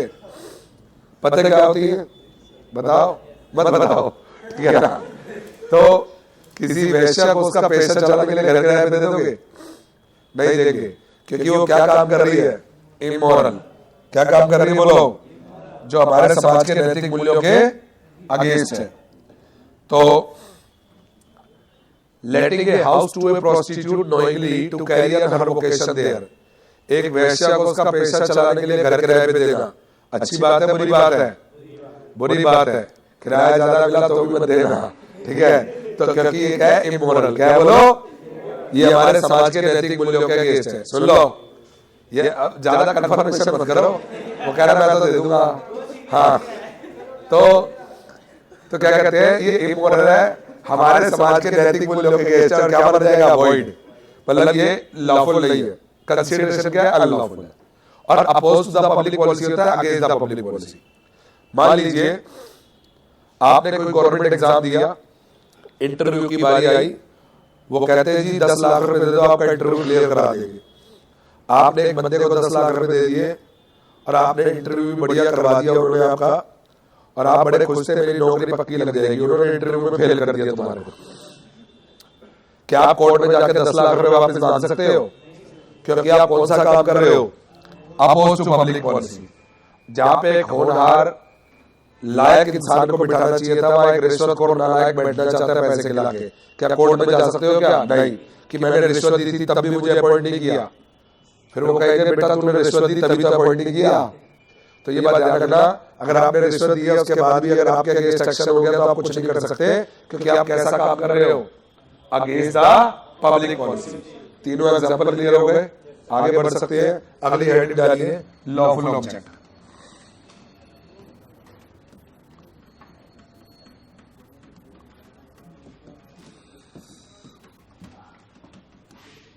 Object means purpose, object means purpose. The object of the agreement, the object of the, ये द बड़ा खतरनाक बन जाता है कई बार। The object of the agreement must be lawful.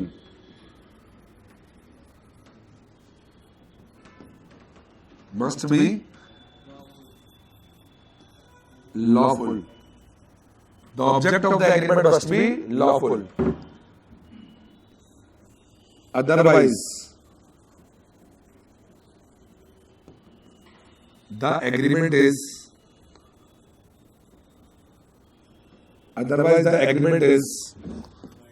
void. Void मतलब not enforceable in the court of law. The object of the agreement must be lawful, otherwise the agreement is void.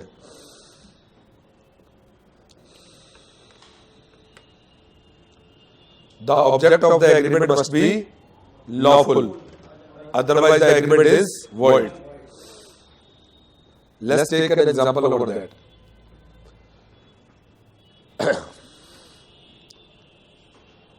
अब ए और B ने मिलकर decide किया हम smuggling का काम करते हैं, ठीक है ना, और स्मगलिंग बिजनेस करते हैं और उससे जो भी मुनाफा होगा आपस में बांट लेंगे। ये ए और बी कौन थे? निखिल और, वो हाथ में मिला रहा होगा ये एग्रीमेंट, निखिल और ऋषि। निखिल और ऋषि ने मिलकर एग्रीमेंट किया हम दोनों स्मगलिंग करेंगे। स्मगलिंग क्या होती है बताओ? हाँ,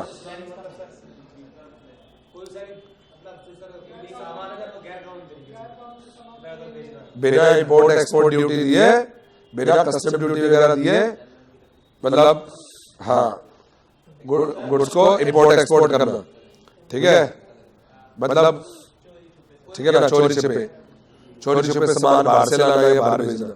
अब जैसे मान लीजिए निखिल ने रात के अंधेरे में मुंह काला करके अपना, मतलब सारे कपड़े काले वाले करके तारों के नीचे से घुस के पोटली बाहर पहुंचा दी इसे डायमंड की, और बदले में पेमेंट आई ऋषि के पास। इनका एग्रीमेंट हुआ था आधी आधी शेयर कर लेंगे। जब ऋषि से अपना हिस्सा मांगने गया, ऋषि ने इसको पेमेंट करने से मना कर दिया। निखिल को इतना बुरा लगा कि कोर्ट चला गया। कोर्ट में जाके कहता है जज साहब मैंने अपना मुंह काला करा के, मतलब मुंह काला करके तारों के नीचे से जाके बड़ी मुश्किल से स्मगल किया था और उसने मेरा हिस्सा नहीं दिया। तो जज साहब ने पुलिस वालों को कहा इसका हिस्सा तो इसे दो, उसको बाद में देंगे। तो इसके अलग अलग हिस्सों में जो हिस्सा मिला, जा सकता है कोर्ट में हिस्सा लेने? नहीं जा सकता, क्योंकि इनका ऑब्जेक्ट क्या था? अनलॉफुल। क्या था बोलो? लिखिए एग्जाम्पल लिख लीजिए, मतलब पढ़ाने के बाद भी लिखवा के और एग्जाम्पल बाद में भूल जाते हो, तो लिख लो इसको।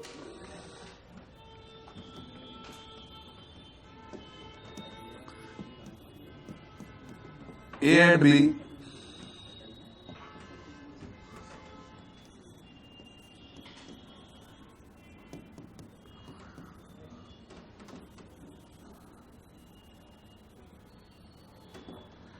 and B enters into agreement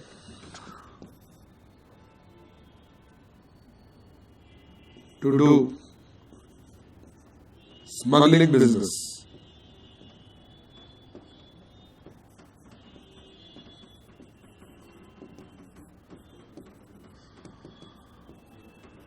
To do smuggling business and to share profits thereof. And to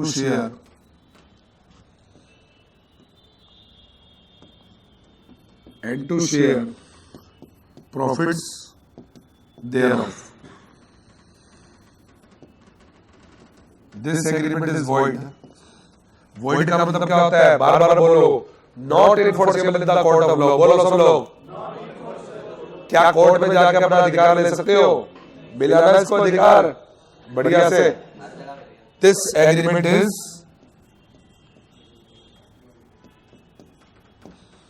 void because its purpose is, इसका पर्पस क्या है? Unlawful, because it's purpose is unlawful. लीजिए नोट कीजिए, this agreement is void because the purpose is unlawful.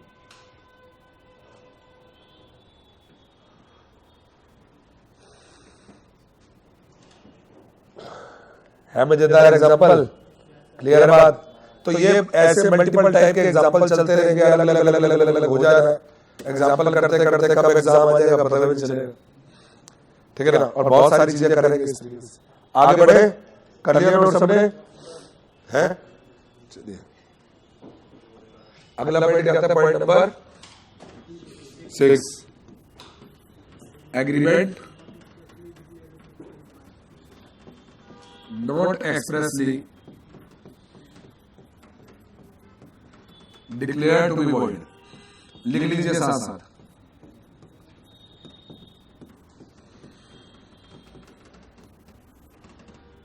There are some agreements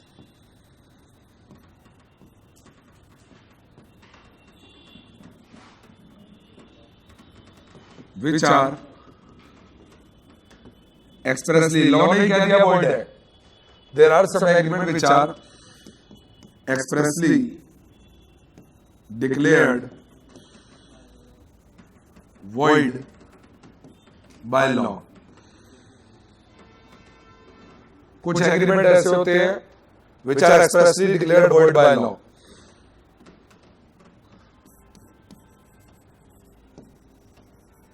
These agreements are not enforceable।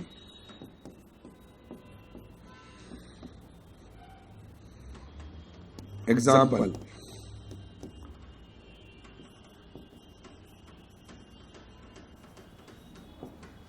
agreement in restraint of trade।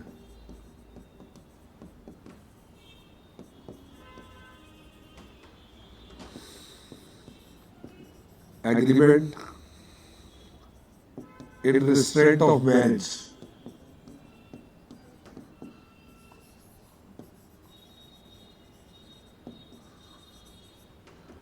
ठीक है। Third,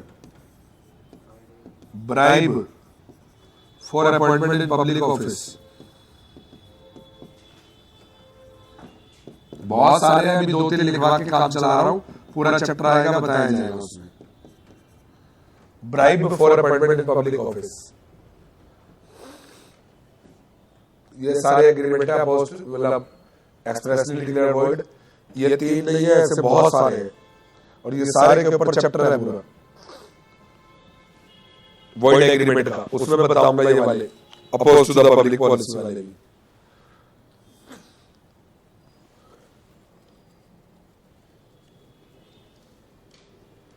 अब incompetent person के साथ करोगे तो भी वॉइड है, इम्पॉसिबल एग्रीमेंट करोगे तो भी वॉइड है, तो वो तो चलते जाएंगे। पहले इतना करो फिर इसको समझाते हैं, आगे बढ़ते हैं।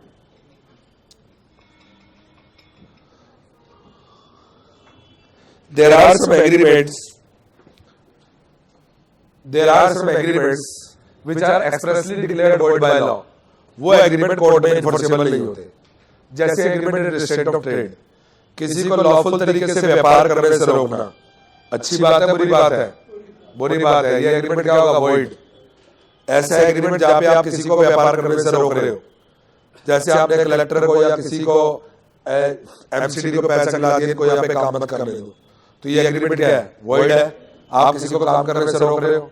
फिर दूसरा agreement in restraint of marriage, इन्हें मतलब किसी को लॉफुल तरीके से मैरिज करने से रोकना। हाँ, अगर माइनर को रोक रहे हो तो वैलिड है। Agreement in restraint of marriage of a minor is valid, पर agreement in restraint of marriage of a person other than a minor is void. अब कोई बंदा शादी करने जा रहा है, आपको शादी करने से रोकना, क्या बन जाएगा? वॉइड। ए ने बी को कहा, बी सुनो मैं तुमसे ही शादी करूंगा और अगर मैंने तुमसे शादी ना की तो मैं तुझे 1 लाख रुपए दूंगा। अब ए ने शादी कर ली सी से, तो क्या बी कोर्ट में जाके 1 लाख रुपए ले सकती है? नहीं, क्योंकि ये इन रिस्ट्रेंट ऑफ मैरिज था, वॉइड माना जाएगा। ध्यान रखना, किसी को लॉफुल तरीके से व्यापार करने से रोकना, किसी को लॉफुल तरीके से शादी करने से रोकना, ये सारे एग्रीमेंट क्या अवॉइड है। गवर्नमेंट ऑफिस में अपॉइंटमेंट के लिए रिश्वत खिलाना, ये पब्लिक ऑफिस क्या होता है, गवर्नमेंट ऑफिस लिख लेना। तो गवर्नमेंट ऑफिस में अपॉइंटमेंट के लिए रिश्वत खिलाना क्या होगा, अवॉइड। अगर रिश्वत खाने के बाद भी नौकरी ना दे तो क्या केस डाल सकते हो, बोलो। या मान लो इनकम टैक्स से नोटिस आया 2 करोड़ की लायबिलिटी आ गई किसी की, हमने अफसर को खिला दिए जाके 2 लाख रुपए, उसके बाद भी उन्होंने डिमांड रेज कर दी, तो क्या कर लोगे, कुछ उखाड़ सकते हो। तो अगर ब्राइब होता है रिश्वत, bribe for appointment in public office, government office में अपॉइंटमेंट के लिए रिश्वत खिलाना क्या हो जाएगा, वॉइड। बच्चे जल्दी जल्दी में उल्टा सीधा लिखाते हैं, उल्टा सीधा मत लिखना, ब्राइब लिख के आ रहा है। एक बच्चा ब्राइड लिखा है, बताओ, ऐसे भी नहीं करना भैया। ब्राइब तक ठीक है, दुल्हन तो मत दो यार, ठीक है ना। तो bride for appointment in public office मत लिख देना, ब्राइब लिखना है, ठीक है। तो पब्लिक ऑफिस में अपॉइंटमेंट के लिए रिश्वत खिलाना क्या हो जाएगा, वॉइड। Done it. 7वां पॉइंट लिखो, certainty of making. Oh, 7th point क्या था, sorry. Intention to create legal relationship.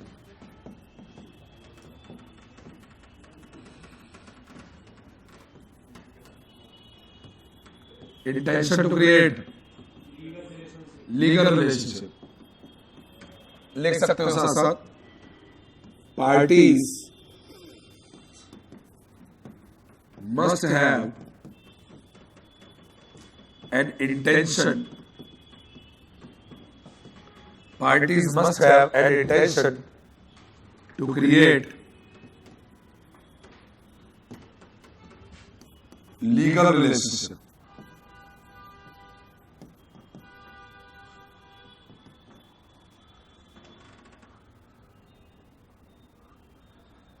Otherwise, the agreement is not enforceable in the court of law. Is not enforceable in the court of law. Example, party का रहना legal relationship create करने का होना चाहिए, otherwise agreement is not enforceable in the court of law. जैसे social agreements,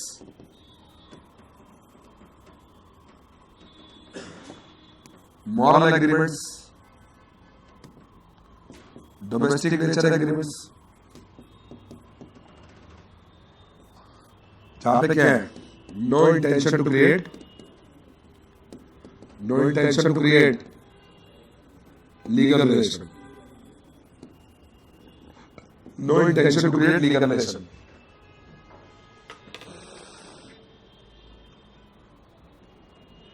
party का रहना legal relationship create करना होना चाहिए, otherwise the agreement is not enforceable in the court of law.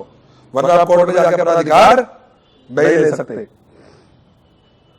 Parties must have intention to create the legal relationship, otherwise the agreement is not enforceable in the court of law.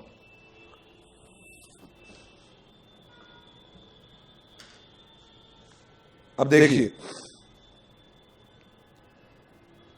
बेटे, शादी का card आता है कभी घर पे, आता ही होगा।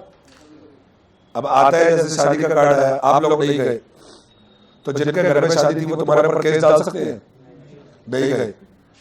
पर अगर आपकी अपनी शादी हो रही और आप ना जाओ तो केस डाल सकता है, क्योंकि वहां पे लीगल रिलेशन है। मैरिज कॉन्ट्रैक्ट में भी लीगल रिलेशन होता है। आपने कमिटमेंट किया था, आप फेरे लेने पहुंचोगे, अब आप नहीं पहुंचे तो आप पे केस डाल सकता है। तो ध्यान रखना, सोशल एग्रीमेंट क्या होते हैं, जागरण का इन्विटेशन आता है, चौकी का इन्विटेशन आता है, बर्थडे पार्टी इन्विटेशन आता है, किसी का मैरिज इन्विटेशन आता है, वो सब क्या है, सोशल एग्रीमेंट है, ठीक है ना। क्लियर बात। या हमने कहा, मैंने अपने दोस्त को कहा यार शाम को चलेंगे चाय पानी पीने, खाने पीने चलेंगे, मूवी देख के आएंगे। अब उसने एग्री भी कर लिया, शाम को उसको मुझे कोई काम पड़ गया, नहीं जा पाए, तो केस डालेंगे दूसरे में, नहीं डालेंगे। इन्होंने अपने बर्थडे पे सबको इनवाइट किया, लेविश डिनर रखा, तगड़ा डिनर रखा, कोई भी नहीं पहुंचा, खुद ही खा रहा है सारी दाल मखनी बैठ गई, पतीले के अंदर ही बैठ गया, कह रहा है ना भी लूंगा उससे। क्या केस डाल सकता है बाकी लोगों पे? नहीं डाल सकता। क्यों नहीं डाल सकता? सोशल इन्विटेशन, ठीक है। लेकिन मान लो इसने दोस्ती यारी में निखिल को 5,000 रुपए उधार दिए, इसको बहुत अर्जेंट जरूरत आ गई, कहता है यार घर से पैसे आएंगे, ले लियो, अभी मुझे जरूरत है। इसने दोस्ती यारी में इसको 5,000 रुपए उधार दिए। क्या ये लीगल रिलेशन है या सोशल रिलेशन है? लीगल रिलेशन है। अगर ये पैसे वापस नहीं करता तो ये ऋषि इसके ऊपर केस डाल सकता है। क्लियर है बात? यानी कि अब हस्बैंड वाइफ है, उन दोनों ने मिलकर पार्टनरशिप कर ली, हस्बैंड वाइफ ने मिलकर पार्टनरशिप फर्म खोल ली, तो वो कौन सा रिलेशन है? पर्सनल रिलेशन है, लीगल रिलेशन है? लीगल रिलेशन है, क्योंकि लॉ आपका आपस का रिलेशन नहीं देखता, लॉ आपकी इंटेंशन देखता है। क्या देखता है? इंटेंशन देखता है। अच्छा, एक फादर ने अपनी प्रॉपर्टी अपने सन को बेच दी, क्या बेच सकते हैं क्या? यस, लीगल रिलेशन है। कैसा रिलेशन है? लीगल रिलेशन है। ठीक है ना? एक कंपनी में दो डायरेक्टर है, एक हस्बैंड और एक वाइफ, दोनों के बीच में कौन सा रिलेशन है? यहाँ पे लीगल रिलेशन है। तीन भाइयों के बीच में प्रॉपर्टी का बंटवारा हो रहा है, कौन सा रिलेशन है? लीगल रिलेशन है। ठीक है ना? क्लियर है बात? मोरल एग्रीमेंट क्या होता है? मैंने किसी को कहा था भाई, वो कहता मुझे 2000 रुपए चाहिए होंगे, भाई दे देगा? मैंने कहा ले लियो यार, कोई दिक्कत नहीं। अब मैंने कल को उसको मना कर दिया, वो केस डाल सकता है मेरे पे? नहीं। वो है मॉरल नेचर का सहायता करना किसी की। ठीक है ना? आपने किसी को वादा किया था मैं तेरी सहायता करूंगा, या एग्जाम के लिए मैं तेरे को तैयारी कराऊंगा, आपने नहीं कराई, केस डाल सकता है? वो नहीं डाल सकता, क्योंकि मॉरल रिलेशन है। हाँ, अगर मैं कहूँ मुझे पैसे दो, मैं आपको तैयारी कराऊंगा और ना कराऊं, तो लीगल रिलेशन, आप केस डाल सकते हो, क्योंकि यहाँ पे जो है हमारा बिजनेस कॉन्ट्रैक्ट है, एक तरीके का लीगल कॉन्ट्रैक्ट है। क्लियर है बात? तो लॉ क्या देखता है? रिलेशन या इंटेंशन?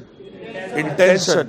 दो सगे भाइयों में, दो सगी बहनों में, माँ बाप और बच्चों में, किसी में भी लीगल रिलेशन हो सकता है अगर इंटेंशन लीगल रिलेशनशिप की है। क्लियर है बात? क्लियर है बात? तो ये बात याद रखिएगा। अगर किसी ने मान लो कहा मदान सर मेरे पेरेंट्स बुला रहे हैं, आप घर पे आ जाना, कह रहे चाय कॉफी सर के साथ बैठ के पीएंगे, चाय पीने आ जाना, जो कहोगे वो खिलाएंगे सर आपको। अब मैंने प्रॉमिस कर दिया मैं संडे को आ जाऊंगा, और वाकई किसी के पेरेंट्स बुला रहे थे, मैंने प्रॉमिस कर दिया, पर संडे को मैंने कहा निकल आया, मैं नहीं जा पाया, क्या वो केस डाल सकते हैं क्या? नहीं, क्योंकि क्या है? सोशल इन्विटेशन है। अब मैंने एक्सेप्ट कर भी लिया, नहीं गया तो लीगल रिलेशनशिप क्रिएट नहीं करता। इसके ऊपर याद रखना केस कौन सा रेफर कर रहा है। अच्छा, इसको डिटेल में लिख के आना हो तो इनफोर्सेबिलिटी बाय लॉ, ये पॉइंट सेम है। इसको और ज्यादा डिटेल में लिखना हो तो इनफोर्सेबिलिटी बाय लॉ वाला पॉइंट लिखना, पूरा लिखना। और उसमें क्या है?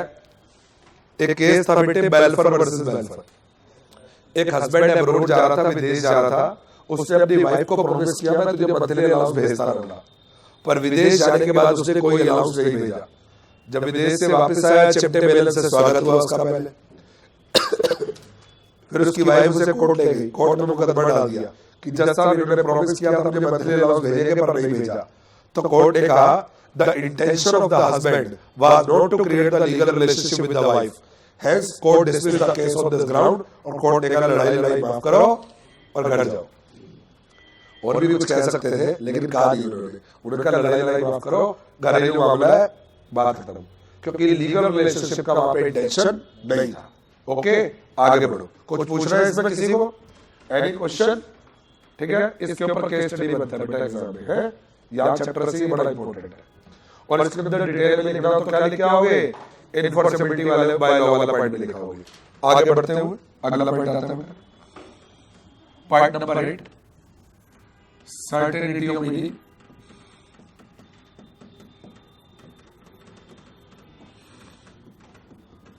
सर्टेन को बोलते हैं निश्चित, एग्जैक्ट, क्लियर। एग्रीमेंट का मीनिंग क्लियर होना चाहिए। ठीक है ना? देखिए, the terms of the agreement, terms होती है शर्तें, शर्तें। अरे क्या कर रहा हूं?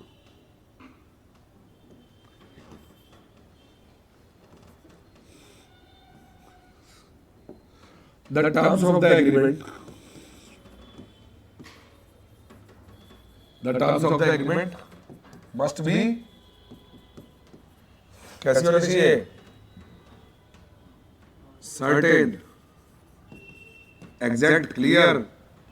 शर्तें सर्टेन होनी चाहिए, otherwise the agreement is void.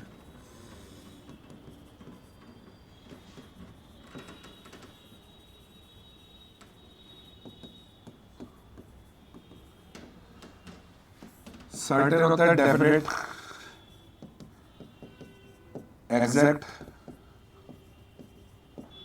Not वेग, व्यर्थ नहीं होनी चाहिए, अनसर्टेन नहीं होनी चाहिए,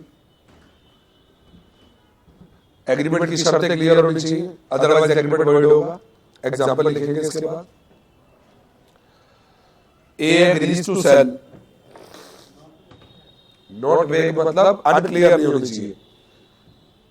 मैंने कहा मैं तुम्हें बहुत सारे पैसे दूंगा, तो तुम तो बड़े खुश हो गए, मैंने ऐसे सिक्के लिए, ले पकड़, अठनिया चवनिया, बहुत सारे पैसे भर मुट्ठी दे दिए, ये बहुत सारे पैसे हुए। बहुत सारे पैसे का मीनिंग क्लियर नहीं है ना कितने। तो अब आइए, तो एग्रीमेंट की शर्तें क्लियर होनी चाहिए। एग्जांपल लिखो, A agrees to sell, A agrees to sell 100 liters of oil. A agrees to sell 100 liters of oil to B. A agrees to sell 100 liters of oil to B for a certain price.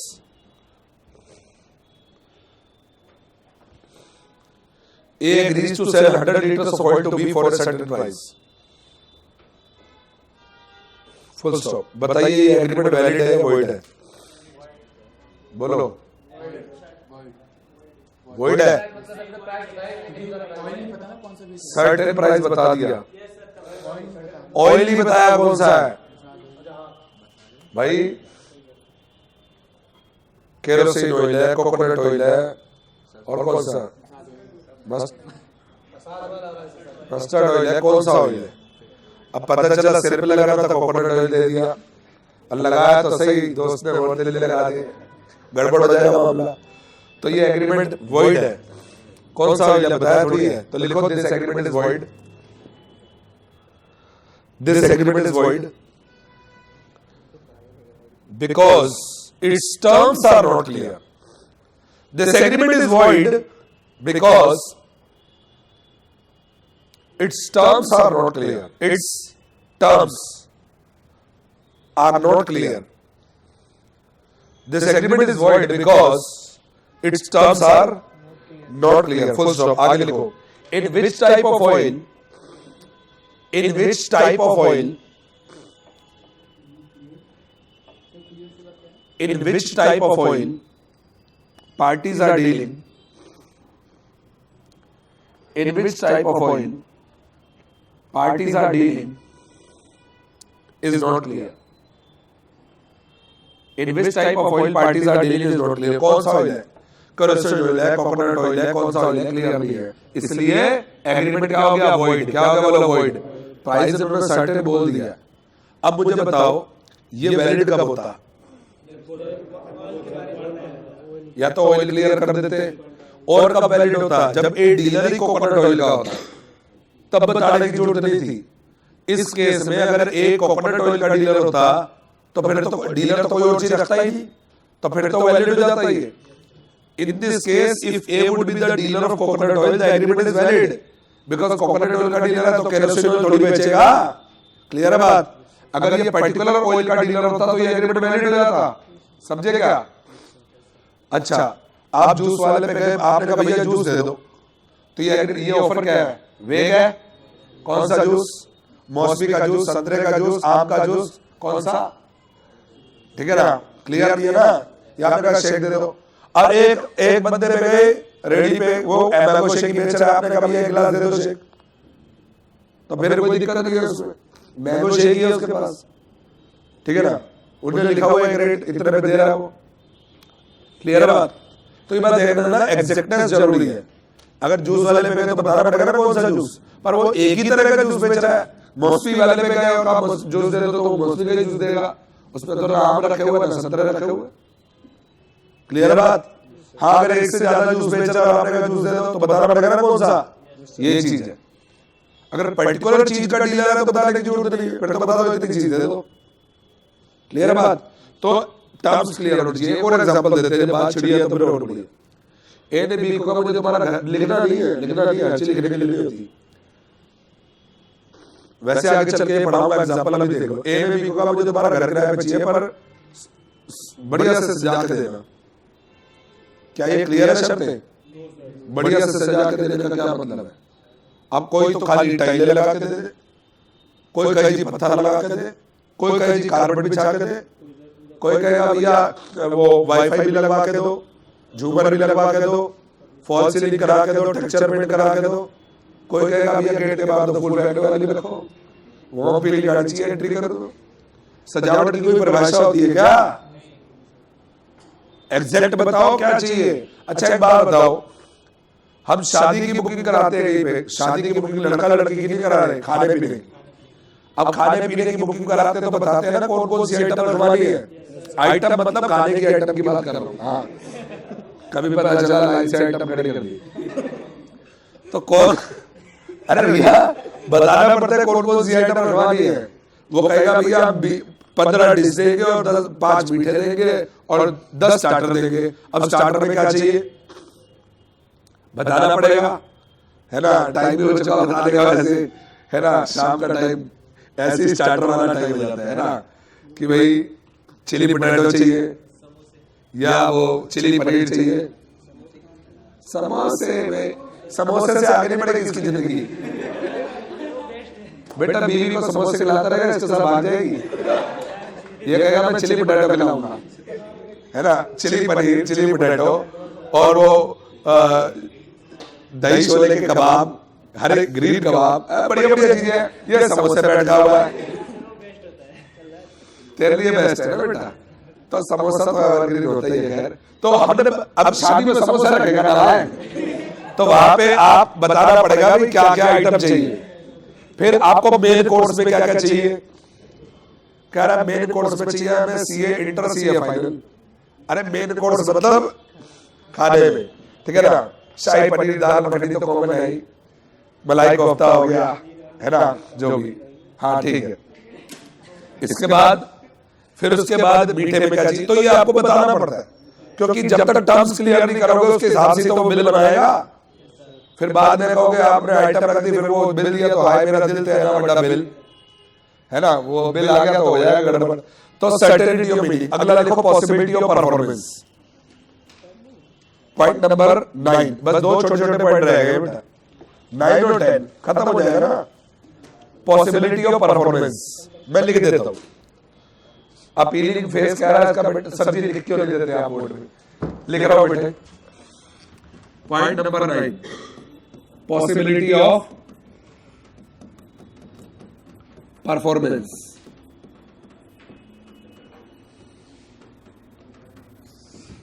Possibility of performance. An agreement to do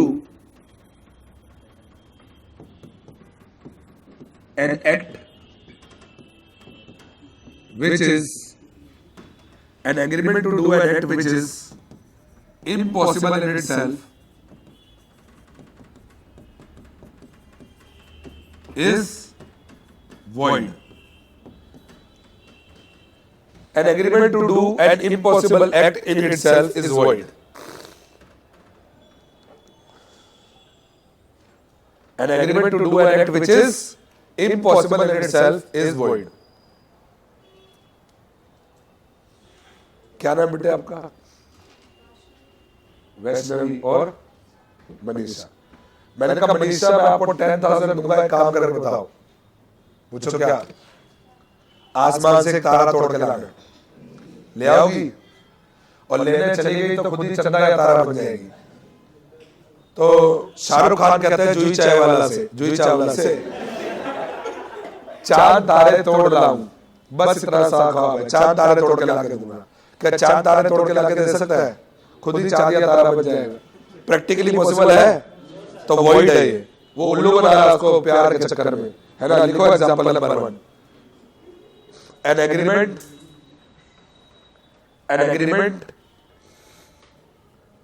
example number 1, an agreement to bring a star from the sky on the earth. An agreement to bring a star, an agreement to bring a star from the sky on the earth. आसमान से तारा तोड़ के लाना, क्या है बोलो? Void. क्या practically possible है? नहीं है। अब मैं गया क्या नाम है भाई तेरा? वैभव के पास। मैंने कहा वैभव मैं तुझे 20,000 रुपए दूंगा, एक काम करके बता। पूछता है क्या सर? मैंने कहा तुम्हारे घोड़े को जिंदा करना है।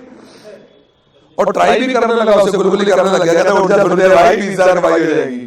क्या प्रैक्टिकली पॉसिबल है? नहीं है। An agreement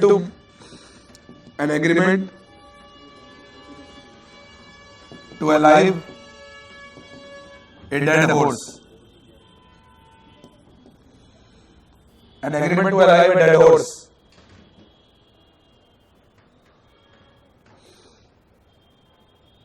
An agreement to alive a dead horse. और तो और एक ना जादूगर आया मेरे पास, कहता आप मुझे 5,000 रुपए दो, मैं आपको जादू से खजाना निकाल कर बताऊंगा। मैंने कहा भाई गधे, तेरे को खजाना निकालना आता ही है तो निकाल ले, हो जा अमीर, मेरे से क्यों पैसे ले रहा है? क्योंकि मुझे पता है it is a myth. Myth मतलब भ्रम, it is not practically possible. तो एग्जांपल नंबर 3 लिख लो। An agreement to discover treasure by magic. An agreement to discover treasure by magic is void. An agreement to discover treasure by magic is void. जादू से खजाना निकालने का agreement क्या होगा? void. क्या प्रैक्टिकली पॉसिबल है? नहीं है। इट इज अ मिथ, भ्रम है, ये उल्लू बना रहा है आपका। An agreement to discover treasure by magic is void. Is it done everyone? Okay है, क्लियर है बेटे? आखिरी point, legal formalities.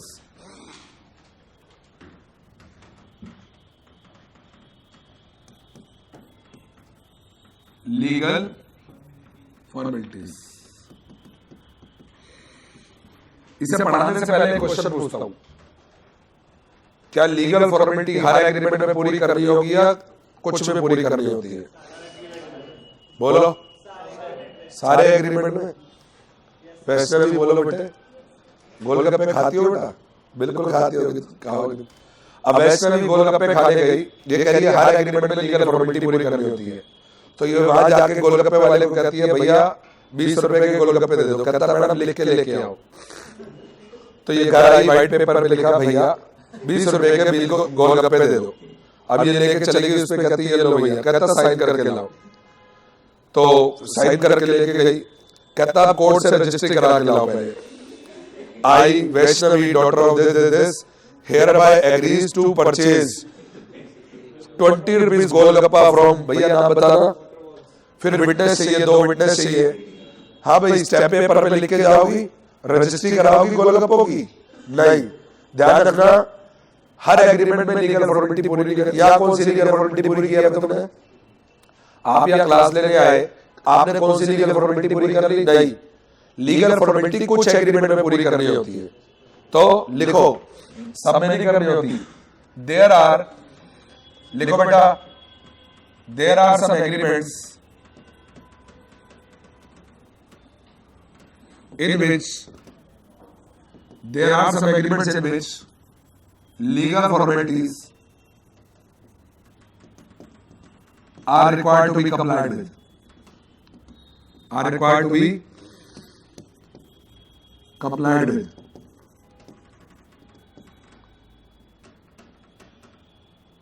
Otherwise, such agreements are unenforceable. Otherwise, such agreements are unenforceable. कुछ एग्रीमेंट ऐसे होते हैं जिनमें लीगल फॉर्मेलिटी पूरी करनी पड़ेगी, अदरवाइज वो एग्रीमेंट क्या हो जाएंगे? अनएनफोर्सेबल।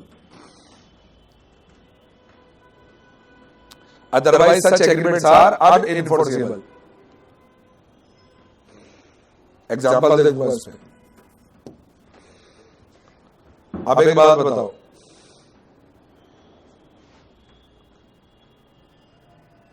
मैंने कहा आपको, क्या नाम है आपका? आदित्य। मैंने कहा आदित्य, मैं अपनी प्रॉपर्टी आपके नाम कर रहा हूं, खुश हो जाएगी ऐसे बोलने से? ऐसे खुश हो रहा है, हो जाएगी। अच्छा, मैंने लिख के दे दिया, आदित्य मैं अपनी सारी प्रॉपर्टी तुम्हारे नाम कर रहा हूं, आप खुश हो? है? साइन भी कर दिए। स्टैम्प पेपर चाहिए नहीं चाहिए? कोर्ट की स्टैंपिंग चाहिए नहीं चाहिए? खाली लिख के देने से या बोलने से काम चल जाएगा क्या? नहीं।